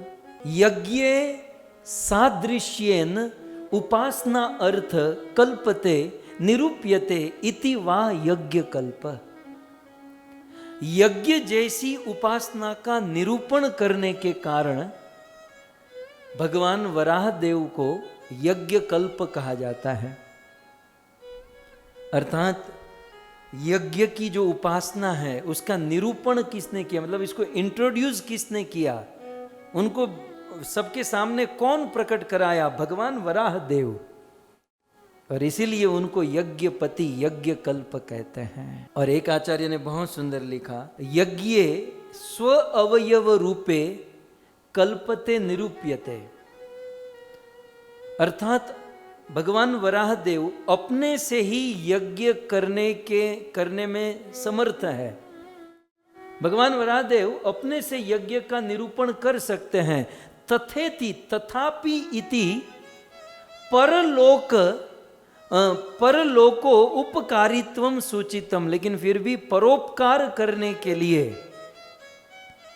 परलोक पर उपकार करने के लिए भगवान ने इस यज्ञ का निरूपण किया। वो अपने से यज्ञ कर सकते हैं, लेकिन फिर भी भगवान वराह देव ने परोपकार किया। कैसे परोपकार किया? तो कहते हैं स्वद्रष्टया उन्नीता रसातल आदि आद्रुता येन स इतिह लोपकारो दर्शित। भगवान वराहदेव अपने से यज्ञ कर सकते थे, लेकिन फिर भी परोपकार किया। कैसे? रसातल में जाकर स्वद्रष्टया अपने दांतों के ऊपर पृथ्वी को रखकर रसातल से उनको बाहर निकाला और धरती को अपने उनके स्थान पर स्थित किया, प्रस्तुत किया। इसलिए भगवान वराहदेव को यज्ञ कल्पते कहा जाता है। परोपकार के लिए उन्होंने इस धरती को उत्थान करके उस स्थान पर रखा। तो ऐसे यज्ञ कल्प भगवान वराहदेव मां अध्वनि, मेरे मार्ग में आने वाले विघ्नों से रक्षा करें। कैसे? जब भगवान वराहदेव पृथ्वी का उद्धार करके आ रहे थे तो उनको मार्ग में ही हिरण्याक्ष मिल गया था। मार्ग में मिला ना, रास्ते में मिला था। वो न तो घर पर आया, न डेस्टिनेशन में, न होम में, कहीं नहीं, वो मार्ग में मिला। तो मार्ग, पृथ्वी को लेकर जा रहे थे और मार्ग में हिरण्याक्ष आया और मार्ग में ही उनका वध किया। इसलिए यहां पर कहते हैं कि मां अध्वनि, मतलब मेरे मार्ग में हिरण्यकशिपु जैसे विघ्न आए, हिरण्याक्ष जैसे विघ्न आए, तो उससे आप मेरी रक्षा कीजिए। और फिर आगे कहते हैं स्वद्रष्ट या उन्नीत धरो वराह। और उस भगवान वराह के लिए दूसरी लाइन कहते हैं स्वद्रष्ट या, कैसे मेरी रक्षा करो? जैसे आपने अपने दांतों के ऊपर पृथ्वी को धारण किया और उन्नीत धरो, उस धरा को, पृथ्वी को उन्नीत ऊपर उठाया। तो ऐसे भगवान वराह मार्ग में आने वाले विघ्नों से मेरी रक्षा करें। भगवान वराह माने शुकर, सुवर, लेकिन संसार के साधारण शुकर की तरह नहीं थे। भगवान वराह का दिव्य रूप था। जयदेव गोस्वामी ने उस रूप को बहुत सुंदर निरूपण किया। जयदेव जी कहते हैं, वसति दशन शिखरे धरणी तव लग्ना शशिनी कलंक कलेव निमग्ना केशव द्रीता शूकर रूपा जय जगदीश हरे जय जगदीश हरे जय जगदीश हरे। श्री जयदेव कवि लिखते हैं कि वसति दशन शिखरे धरणी तव लगना। भगवान वराह के दशन दांत और दांत का शिखर, ऐसे दांत ऐसे ऊपर है और दांत का शिखर जो है बिल्कुल दांत की टोच जो है वहां पर धरणी तव लग्न, वहां धरती को धारण किए है।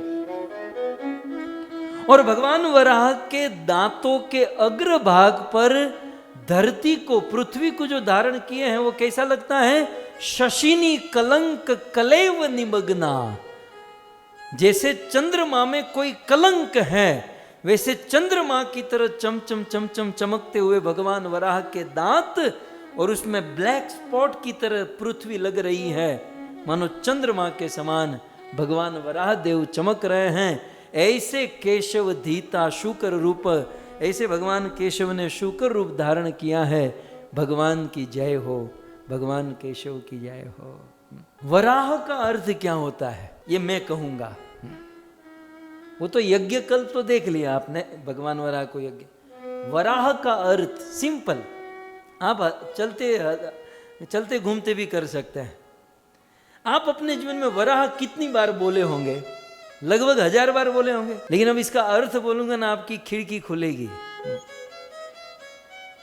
वराह जो है ना, उसकी संधि विच्छेद करेंगे तो उसमें 2 शब्द बनेंगे, वर और आह।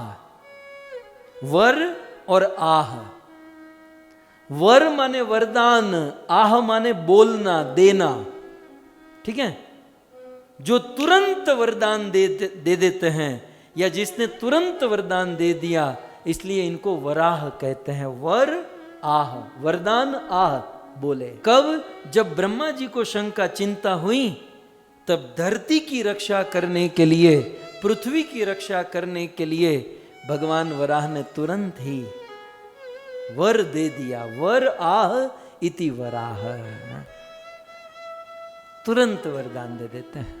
और वंशीधर जी ने तो लंबा चौड़ा प्रवचन ही झाड़ दिया। वक्त तो सौभाग्य यह है कि हम लोग एक नहीं कई सारे आचार्यों की कथा सुन रहे हैं। कभी प्रभुपाद तो कभी श्रीधर स्वामी तो कभी वंशीधर जी। अब देखो वंशीधर जी क्या कमाल करते हैं, बहुत सुंदर। ये बिल्कुल वास्तव में जो साधक भक्त जिसको भागवत वास्तव में समझना है उनके लिए तो ये अमृत है। अब देखो वराह का अर्थ इन्होंने क्या किया, बहुत सुंदर, बिल्कुल गहराई में जाकर। वर, वर आह, ठीक है। इन्होंने वर का अर्थ क्या किया? वरम अहो दिवसो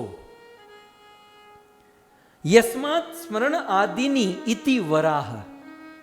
क्या बात है। इसमें तो वराह में 2 शब्द है, वर और आह।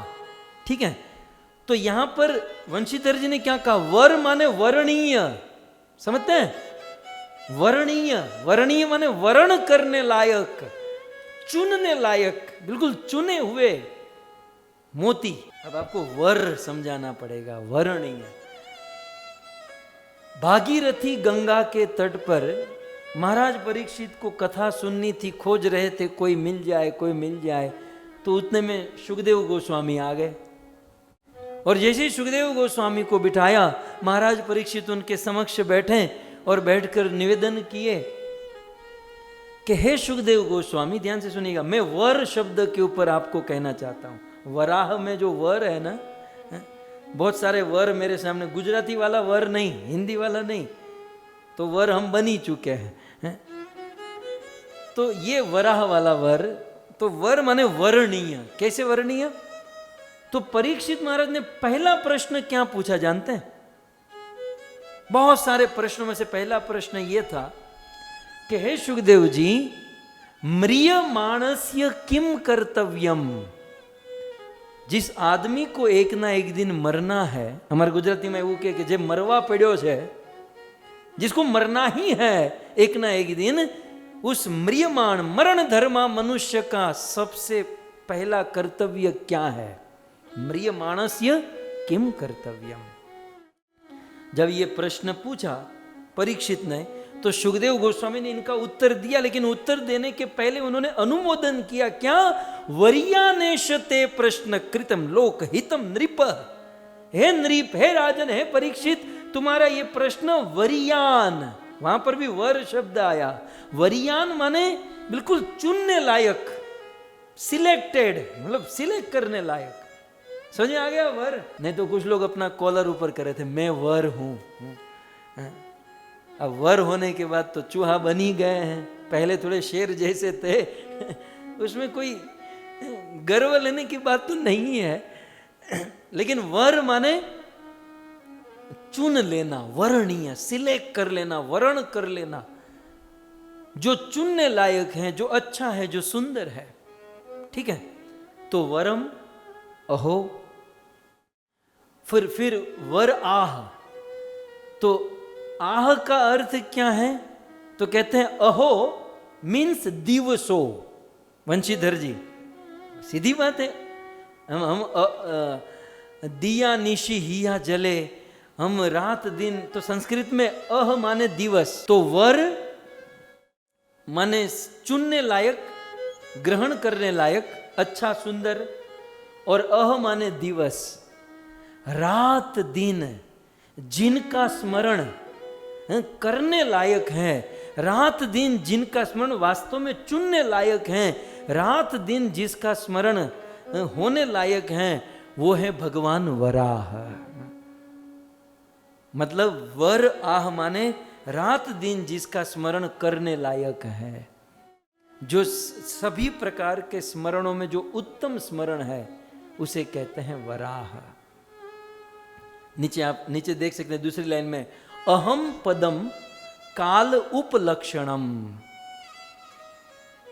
वराह में जो अह है ना, वराह, जो लास्ट में अह शब्द है, वराह अह, तो वंशीधर जी कहते हैं अहम पद, वराह में अह जो है वो काल उपलक्षण, समय का उपलक्षण है। तो वर माने वर्णीय, अह माने समय, ऐसा समय जो वर्णीय है। मतलब इस दुनिया में अच्छे से अच्छा समय, चुनने लायक, सिलेक्ट करने लायक समय कौन सा है? जिस समय में भगवान वराह का स्मरण करें, उनकी कथा सुने, उनका श्रवण करें। और फिर वंशीधर जी सीधा कोट करते हैं, क्या? कि जिस समय में भगवान वराह का स्मरण नहीं करते, वो समय कैसा है? आप देख सकते हैं, जिस समय में भगवान वराह का स्मरण नहीं होता, वो समय कैसा है? आयुर हरति वै पुंसाम उन्नत अद्यम चयत नसो। जितने समय में हम भगवान का स्मरण नहीं करते, वो समय हमारी आयुष्य व्यर्थ ही बीत जाती है। तो तस्यर्ते यक्षणो नीत उत्तम श्लोक वार्तया। उत्तम श्लोक भगवान कृष्ण की या भगवान वराह की वार्ता, कथा जिस समय नहीं करते, आयुर हरति, उस समय काल हमारी आयुष्य को हर लेता है। और जिस समय में हम भगवान का स्मरण और उनकी कथा सुनते हैं, उस समय को काल हर नहीं सकता है। तो बताइए, वही समय बेस्ट है ना, कि जो काल की गिनती में न हो। तो बेस्ट समय कौन सा है? वर आह, वर्णीय आह समय कौन सा है? भगवान वराह का स्मरण करें, भगवान वराह की कथा सुने। तो कुछ लोग कहेंगे रात दिन कथा सुनेंगे तो जिएंगे कैसे? रात दिन कथा सुनेंगे तो जीवन कैसे जिएंगे? तो आगे आचार्य कहते हैं, तरवह किम न जीवंती। ये पेड़ और पौधे जीते नहीं है? कौन सी जॉब करते हैं, क्या काम करते हैं? खैर ये तो सन्यासियों के लिए, लेकिन थोड़ा सा अपने लिए भी सोच लेना चाहिए तरवह किम न जीवंती, क्या ये तरव माने तरु, पेड़ पौधे, ये वृक्ष जीते नहीं है? तो मान लो हम तर्क करें वृक्ष जीते हैं लेकिन सांस तो नहीं लेते हैं, तो कहते हैं भस्त्रा किम न श्वसंती, लोहार की धमनी क्या सांस नहीं लेती है? न खादंती न मेहंती, क्या वो खाते पीते नहीं है?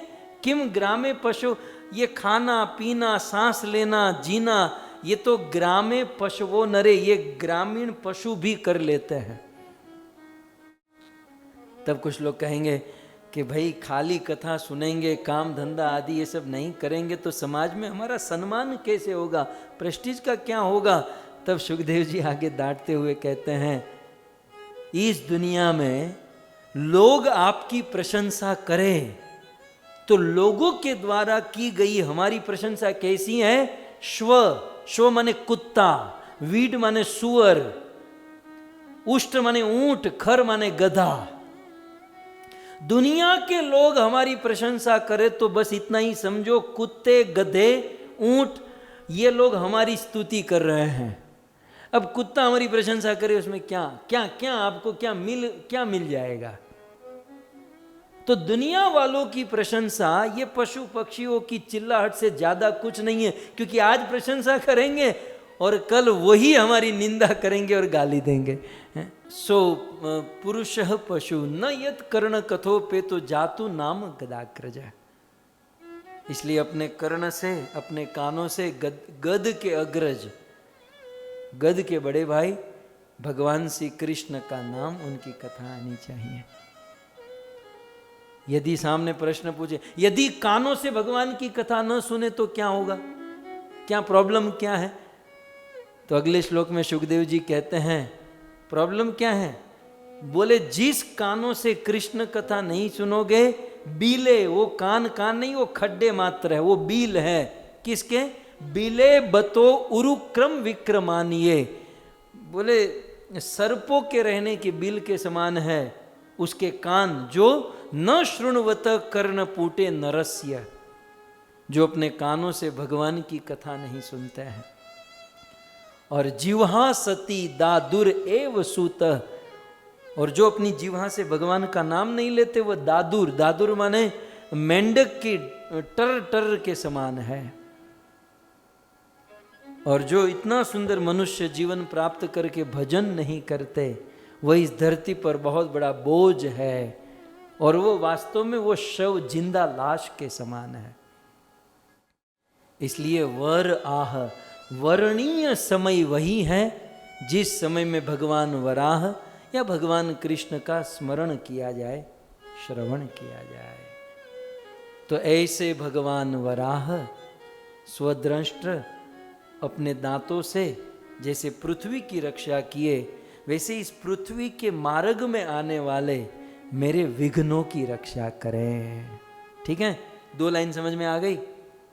तो रक्षतु असो माम अध्वनि यज्ञकल्प, यज्ञकल्प मार्ग में आने वाले, और स्वद्रष्ट योनि तधरो वराह, और अपने दृष्ट पर अवनी पृथ्वी को धारण करने वाले वराह मेरी रक्षा करें। और फिर आगे कहते हैं राम अद्रिकूटेषु, अद्रि माने पर्वत की चोटियों पर। कभी कभी आप लोग जाते हो तो ठीक है, नहीं तो फिर ये सब बंद करो।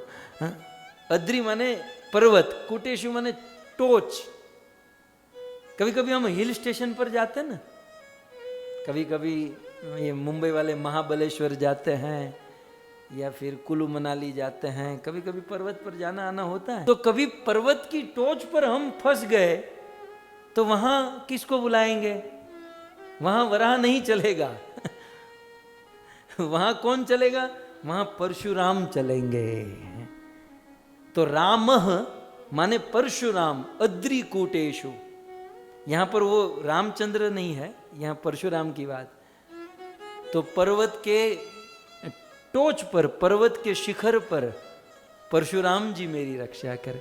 तो बहुत सुंदर ये श्लोक में परशुराम और लक्ष्मण के बड़े भाई राम का वर्णन है, और समय भी हो चुका है तो मैं यहीं पर विराम करता हूं, क्योंकि मेरी इच्छा है कि थोड़ी राम कथा हो, थोड़ी परशुराम जी की चर्चा हो। तो राम और परशुराम कल टकराएंगे, तो ये सब और भी बहुत सारी बातें हैं, तो आने वाले समय में सुनेंगे। लेकिन आप सब भक्तों ने बड़े धैर्य से, बड़े भाव से आज की कथा का श्रवण किया। आप सभी भक्तों का धन्यवाद। और विशेष धन्यवाद यजमान परिवार, कन्वर राज सुनक, संतोष जी सुनक और हीरालाल जी लुथरा जी के पावन पुण्य स्मृति में ये सुंदर भागवत कथा का आयोजन करने वाले, सो बहुत सुंदर यजमान परिवार के द्वारा आयोजन, और बड़े भाव से ये परिवार भागवत कथा सुन रहा है, तो बुरी बुरी धन्यवाद। और हजारों लाखों लोग इस कथा को सुन रहे हैं आपके बदौलत, आपके सहयोग से, आपके निमित्त मात्र यजमान बनने से हम सबको श्री नारायण कवचम का लाभ मिल रहा है। लेकिन इस कथा में नारायण कवच पूरा नहीं होगा। तो अब प्रश्न ये है कि किसके नाम पर ये नारायण कवचम पार्ट 2 रखा जाए। वैसे सोनिक परिवार और लुथरा परिवार ने अपना स्टैंप मार ही दिया है, तो इन्हीं के नाम पर रिजर्व रखना चाहिए। इस साल नहीं तो अगले साल हम प्रयास करेंगे जितना हो सके उतना श्लोकों को आगे बढ़ाने का, लेकिन जितना करेंगे उतना पूर्ण करेंगे, रसमयी करेंगे, आनंद से करेंगे। सो धन्यवाद। आइए जय जयकार के साथ आज के सत्र को हम विराम करें। श्री कृष्ण चंद्र भगवान की, ग्रंथराज श्रीमद् भागवतम महापुराण की, श्री नारायण कवचम की, जगत गुरु शिल प्रभुपाद की, निताय गौर प्रेमानंदे। जय जय श्री राधे, जय जय श्री राधे, जय जय श्री राधे श्याम।